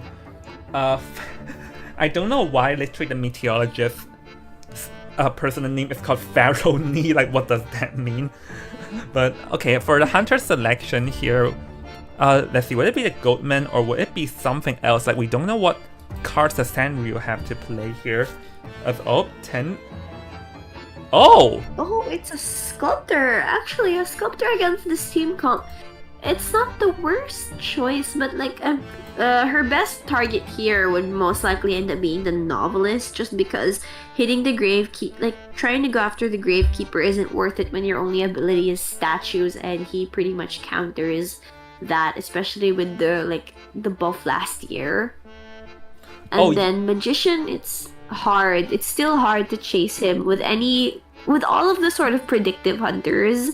It's hard to chase a magician. Oh yeah, definitely about that. Let's see though, wait. Oh yeah, they're in the area selection. I'll swap it real quick. So yeah, if we look at this though, Gravekeeper is the only one with Ty Turner. Yeah, I think Novelist may be the best chase, but that is like even some of the best, because Novelist also can like extend out the kite a bit here. And so yeah, I feel like this is not the best team comp for the Skeletea to play with, and if Nyashi was in this call, he would probably be screaming of excitement from the Sculptor. So here I think Sculptor may have to chase after the Meteorologist, but the Meteorologist can easily just push back the Hunter, and then she'll just stay safely out of statue range. Yeah, definitely. If she just uses the pushback on the hunter and then uses the wind bursts to get out of stickier situations that would call for the maneuverability, that would be able to allow her to kite pretty decently, even though she's not exactly like your ideal counter against the Sculptor. It's not like she's weak. Yeah, so we're now going to be heading into the game soon, but yeah, like, I feel like it'll be very hard for the Sanrio here to get someone down fast, because I don't see anyone fragile in this team comp or in danger of getting down fast. So we have to see, but we're going to be moving on in the match with your caster, Invisible Joan, and Sim. See you in a bit.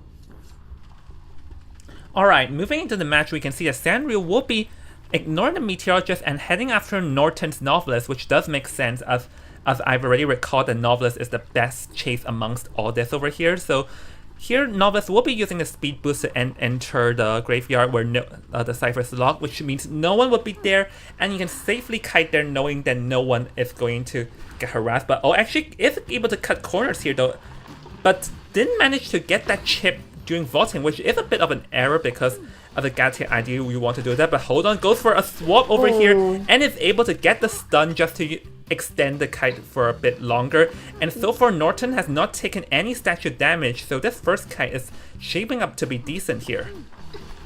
Yeah, like not yet taking any statue damage here, doing an excellent job of kiting out the statues. We're noticing that the Galatea currently only has one statue, and by the time she catches up to the Novelist here, she'll probably only have two at most. Blink is online, and he has taken his first chip damage, but still, will that be enough?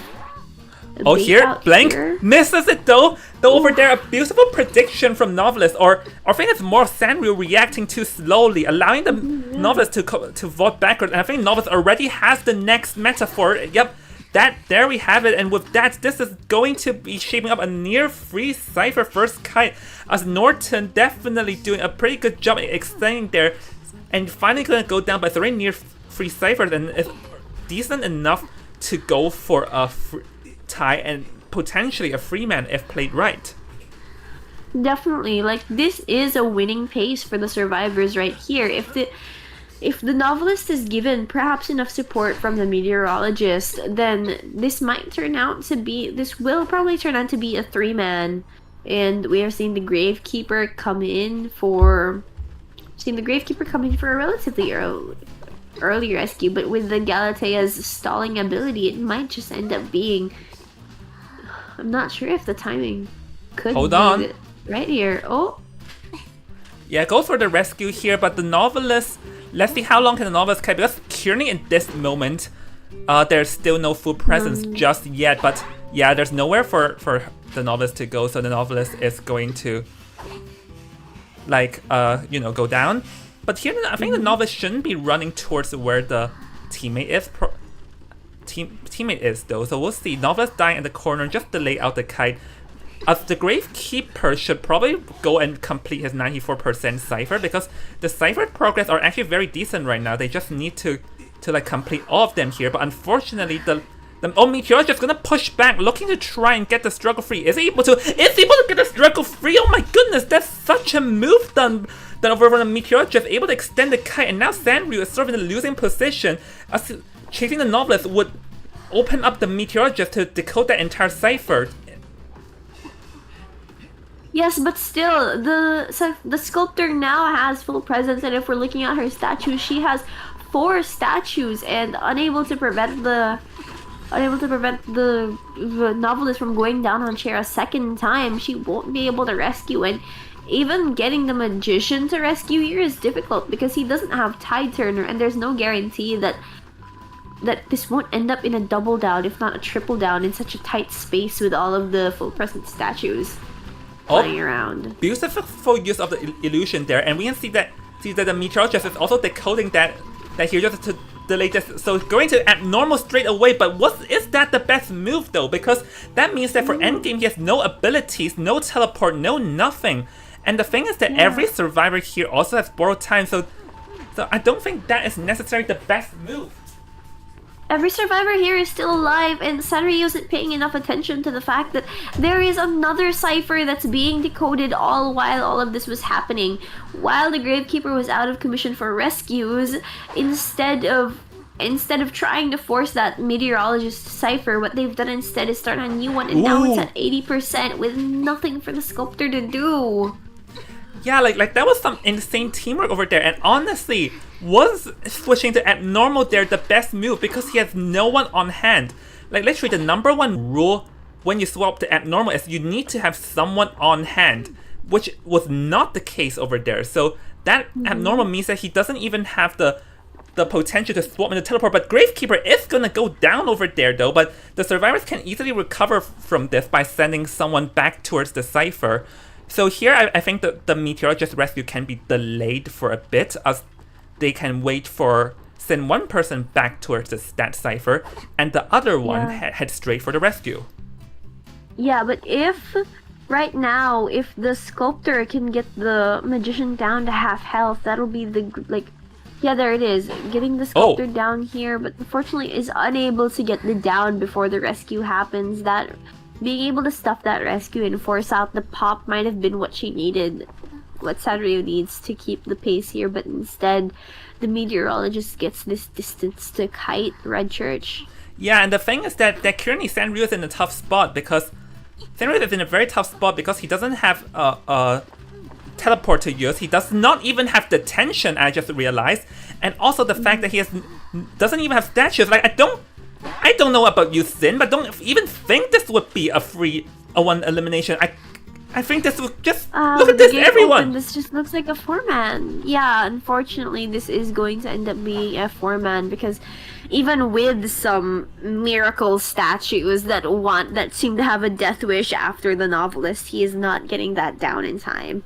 Yeah, like honestly, like first of all, the novelist did a very good job with the first kite and all evading stuff, and second of all, the meteorologist coming in the nick of time, pushing the hunter backwards, like shoving the hunter backwards and forcing like a balloon rescue, and third of all, was the abnormal really the best choice because it's obvious someone is starting the cipher at the other end. I thought it would have been better to try and blink and gamble on getting the blink down on the novelist instead, especially because he had no detention to begin with. So honestly, Galatea high risk, high reward, and the risk just fired back on these hunters. Definitely. Like, that's the thing we've seen with Galateas in this tournament. There's a lot of risk involved with playing a sculptor, because if you can't rely on your statues even without full presence, you won't be able to rely on them endgame because it'll be too late by then. Especially because he had no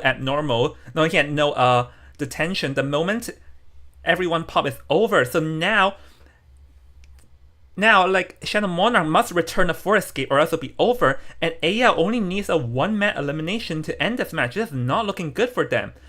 So for now, we're gonna head into a pause and we'll see everyone after the break. See in a bit. Now watch closely. I'm about to show you the greatest escape back to... Last year, Team BLK, composed of 5 college classmates, faced a narrow defeat against the seasoned powerhouse team SRE, bringing their journey in the CLA preliminaries to an unexpected halt. Now, as the team members graduate and embark on... Late nights, bright screens, countdowns begun, dreams and night. We're all in, no turning back one last chance. We hold on tight. We sink in time, side by side tonight. We cross the line with hearts alright. We chase the dream. We shine so bright off the side. Clock can't spin and time won't slow. Every moment drifts, fades away. Now the moments just pass, hold it tight. We rise as one under the neon light, chasing the legends, rival glory. We won't fall through, fire won't fade. We feel the thunder, hear the call. We won't back down. We were born to rise up. We stand tall and push on. Flames burn, we run. Late nights racing fast, yet we won't break. Every step, play move, every risk. We take the lead. We chase the light, breaking all chains. Now clock hands turning, time moves on, all fading. Echo cheers are gone. Not just a game, we built a name. We rise as one under the neon light. Chasing the legends, rival glory. We won't fall through, fire won't fade. We feel the thunder. Hear the call, we won't back down. We were born to rise up, stand on the push on. Flames burn, we run. We rise as one. We rise as one. We stand with pride.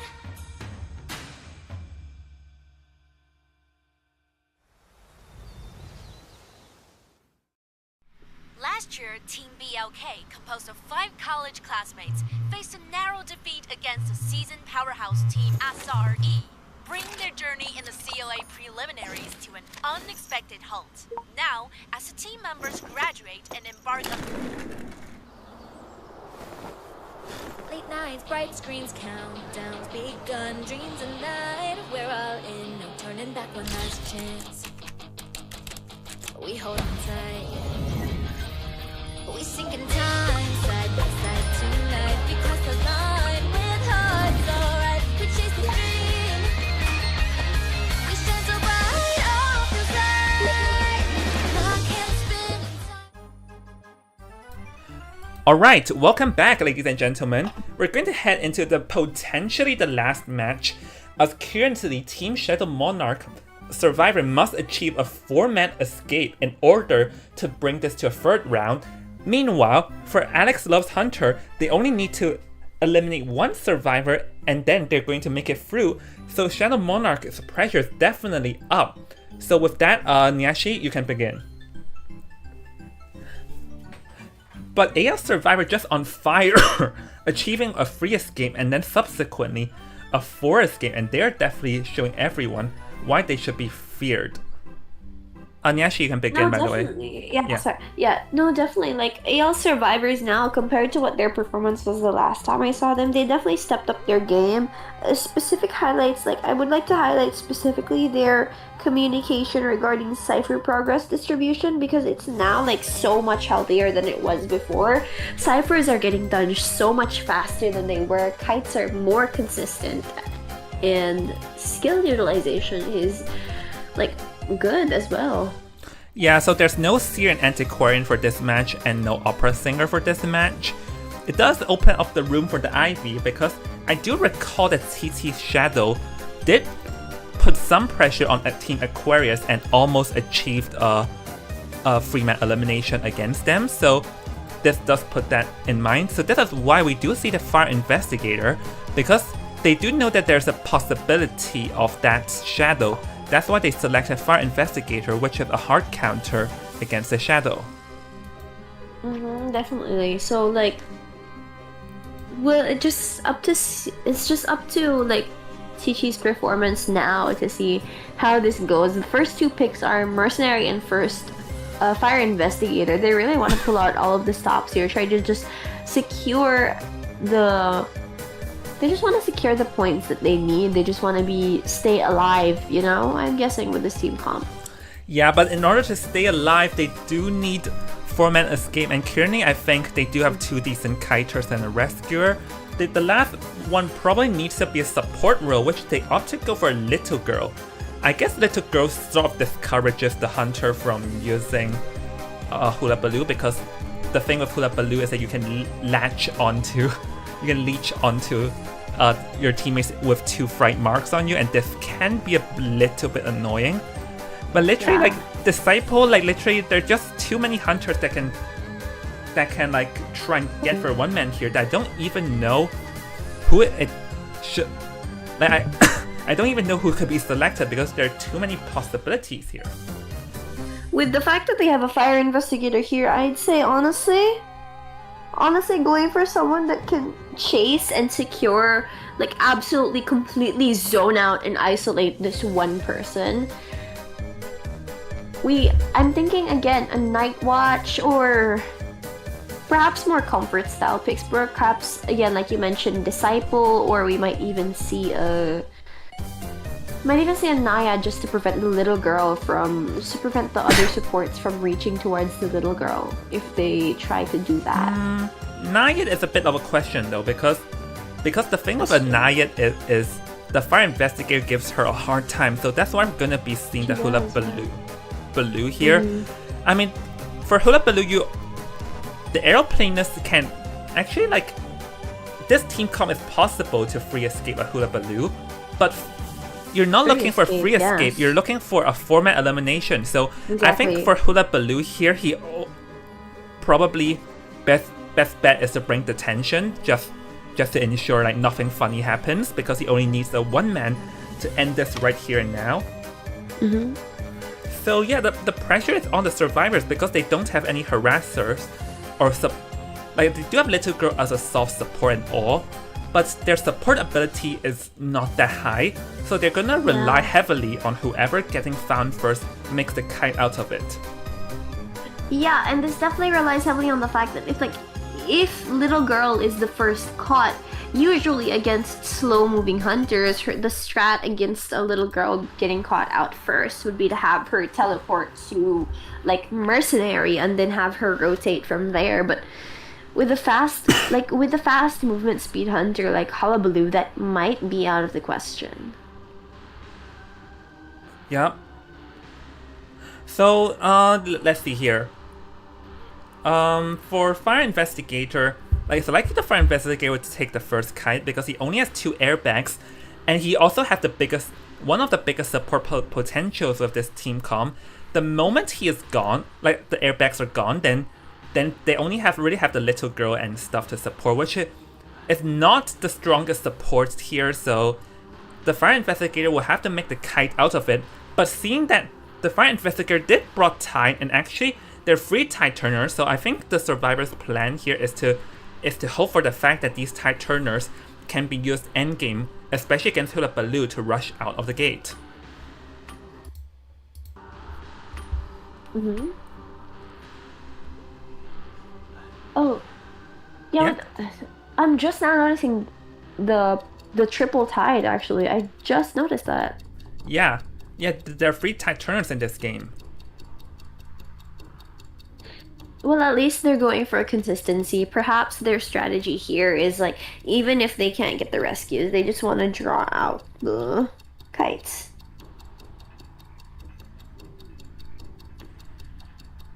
Force them to be longer with the tide, yeah. With that, we're gonna head into the match between Team Alex Love and Team Shadow Monarch, which may or may not be the last game, depending on if they escape this. So here, Thaki, let's see. Yeah, definitely gonna head towards the Fire Investigator because it's like he's the best chase here, though. So SP12X or Tamal definitely have to make a run for it. It's going to transition towards the top brokens, but that is arguably one of the weakest places in this map. And now sees the Fire Investigator, so head towards it, and he does indeed have the tension. So just to make sure that nothing funny happens. Yeah, just to make sure he can at least try to get like something out in the end if early game and mid game doesn't go well. But here we're seeing the Fire Investigator, amazing use of the balloon here, but does still take a black fright mark. However, he probably won't be able to kite for much longer without receiving either a hit or at least another fright mark to get out of this area, because like you mentioned before, this area isn't the best place to start off your kite. It's better to use this place as a transitional area, like mid-game, after your teammates are able to set it up for you. Yeah, but he is lasting for a bit of time, because the thing that I don't understand is that why didn't the Hula Baloo just get rid of the airbags earlier? Literally, if he got rid of the airbags, then we would not have been in this position right now. So, but currently, fortunately, like the airbags are not in this direction, so the Fire Investigator don't have much. Let's see, second fright mark. Tried to go for double fright mark. Tag did not work. Oh, did manage to work. There it is. Yep, and we are talking about a near free Cypher Kite, which is going to be enough if it's a free escape, but we're talking about a 4 escape. And second of all, this is basement, and the thing is with Hula Baloo is that basement is notoriously hard to rebound a Hula Baloo from out of. Definitely, because like when you account for the fact that you have to go all the way up those stairs, even with a body block, it's so hard to body block all of those fright marks against a hullabaloo here. Yeah, so let's see. Oh, here, beautiful duck though. Just dodging behind here, stall for time. Oh, and there we have it, goes for the hit here. Mercenary takes his first hit. Fire Investigator takes 2 fright marks instantly and takes his last hit. But again, here is what the strength of the triple tide turner comes out. The Fire Investigator is able to actually just stall out as much time, get away from basement as much as possible, so that he doesn't have to go down in there again. Yeah, but the thing though, the question is still the same. How do you now get this Fire Investigator out, now seeing that he will be on his last chair soon? They probably need the little girl to come and play. Aeroplaners will get chased over here, but he definitely knows that. Oh, end up getting a hit, and now, yes, the Fire Investigator will get rescued, but you need multiple people to block the marks here, because if you're just going to run in the open, there's no way this will work out. Yeah, no, definitely with the Hullabaloo finding a way to sneak his way in between the Mercenary and the Fire Investigator, he will go down here, and since neither of them have any stunning capabilities, and the little girl being a soft support and not like a harass, wouldn't be able to do much here, even with both of them force sealing the Fire Investigator. This chair here is going to mark the end for this team. Yeah, this elimination of Fire Investigator will mark the end of Team Shadow Monarch. So congratulations to Team Alex Love for managing to defeat Shadow Monarch, and will advance to tomorrow. And oh my, if I'm not mistaken, Alex Love will be rematching against Hot Pot. Oh. So yeah, but anyways, now let's see how this match will play out. And yeah, the thing is that in matches where you need to for escape, you have to play aggressive. And when you play aggressive, stuff like this would often happen where everyone goes down. Definitely. So let's see, will the little girl come in to rescue, or will she try to make it out of the dungeon? I think the direction indicates that she's trying to get a dungeon escape though, so yeah, gonna hide by the red carpet there, but I think with this direction it's bound to about to have tinnitus. Yep, tinnitus there, There blood it is. trails. But even still, looking at the chair progress of the other two survivors, I think it's possible for her to get out on dungeon with all 3 of her pages, flywheel plus broken windows. She just has too many resources at hand. If she plays her cards correctly, Yeah, she because might still be able to get the dungeon. it's Yeah. definitely possible. Let's see though. Trapeze. Yeah, not being able to fly out in time. Now she's 1 fright mark away. Is able to fly out this time though. The Mercer still has around 10 or 20, 15 more seconds. So let's see if able to kite out. Hold on. Trapeze. Oh, I feel like he could have done it if he just dropped that. Got the hit there, but let's see. Oh, black mark. 1 more white mark and the little girl will be out though. Yep, Let's- one more It's either one more trapeze here or yeah, since the hullabaloo is in between her and the dungeon, this might not end well. There it is. She is forced to go back around.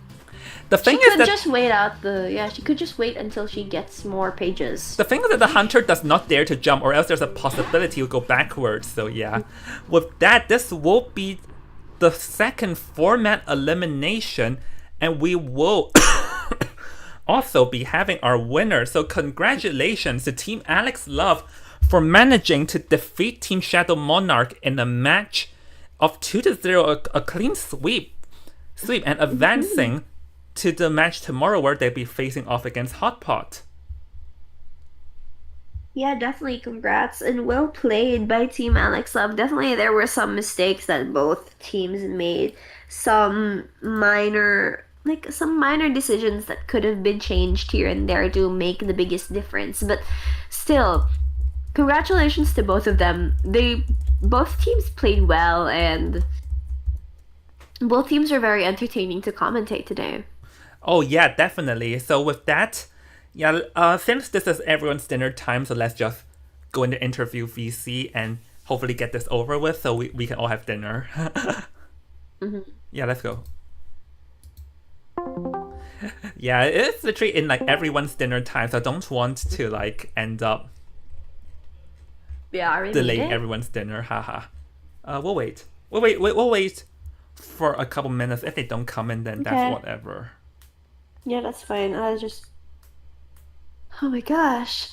Yeah, no, that was some good matches today. So, yeah. Oh, we will have This Alex. is fun. Yeah, and Yeah? we will have Alex Love against Hot Pot again tomorrow.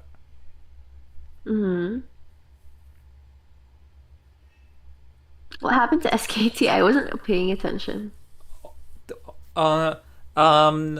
They lost to. No, they lost to Hot Pot. Ah. SKT lost to Hot Yeah. Pot. Yeah, you don't have to say the name. Oh, we have 2. Oh, hello there.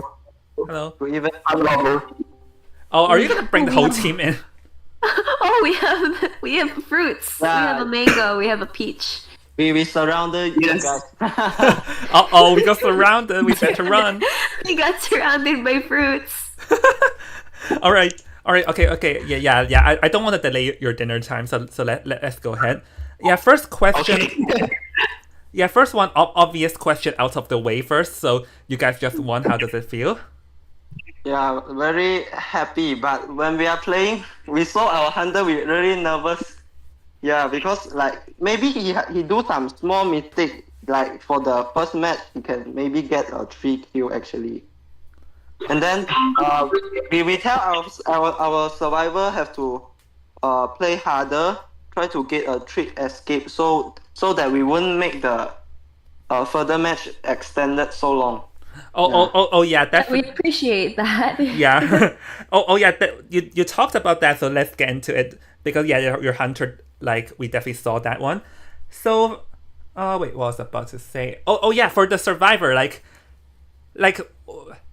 did y'all know that the hunter got hit by the tram with the professor there?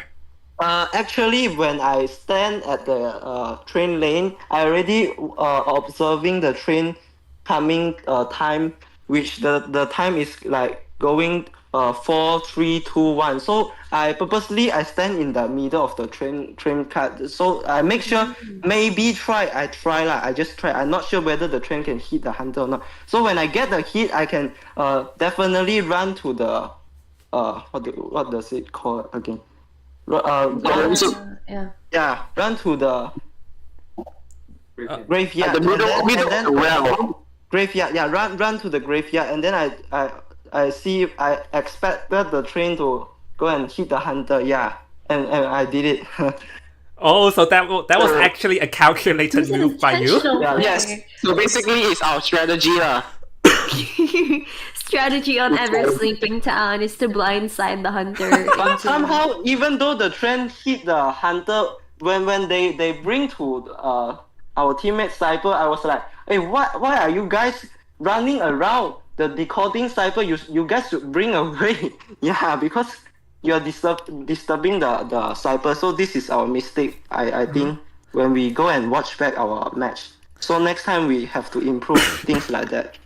Yeah. Yes, so basically we have a lot of stuff to improve lah. So Norton, I really need to compliment Norton's strategy is really good. His calculation of using the tram is precisely good. It's really good. I'm not gonna lie, it's extremely well, and he also command us what to do. And he command us what to do during the situation. He's really a good leader. Oh, okay, yeah. Another thing I want to ask is that, like, we also saw that at the end of that same game, the Wildling got hit by the tram. So what exactly was going on at the mic at that time? Like, did you scream out loud or something when the Wildling got hit there?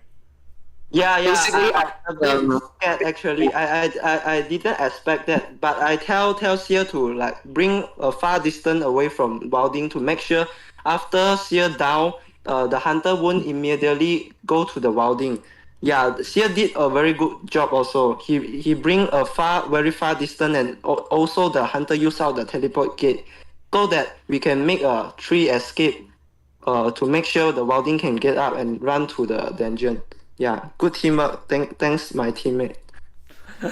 Yeah, basically from my side is I had to because Steel was last year, right? So I had to use my board to harass the hunter to help to support Seer, preventing him from down. So I have to body block with my board and also need to like push the hunter away if necessary. But at the end, because of the board time. During the board time ends, I have to get down from the board, and plus I don't have the board time. I don't have a speed boost, so basically I was forced to hit by a tram. But luckily Steel already moved away and kite so well, so that I can self heal up and using the board to escape dungeon. Oh yeah, definitely. And then we managed to get a true escape. Yeah. So.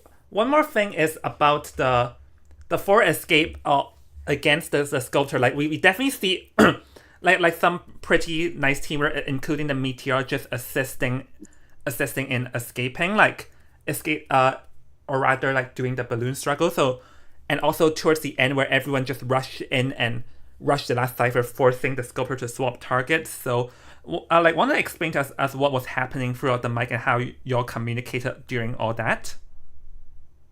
When I get down from the chair, you want to speak first, LV? Okay.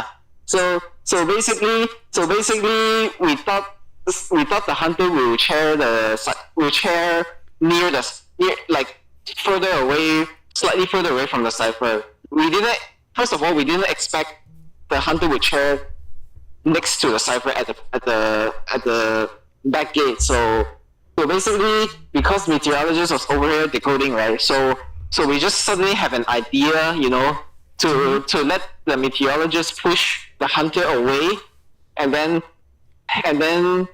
the struggle progress increases, and he managed to struggle before the hunter managed to chair. but that time the cipher is already disrupted, so we have to so I have to decode a new cipher at the bottom broken, and people and other people, while other people are other people are fighting for the who the novelists. Binding the time for you to create a new cipher lah. Yes. Yes, correct. So that was an idea that just came up all of a sudden, but it ended up working. Yeah. That was a really good strategy from the meteorologist and also from novelists. It's really, I need to thank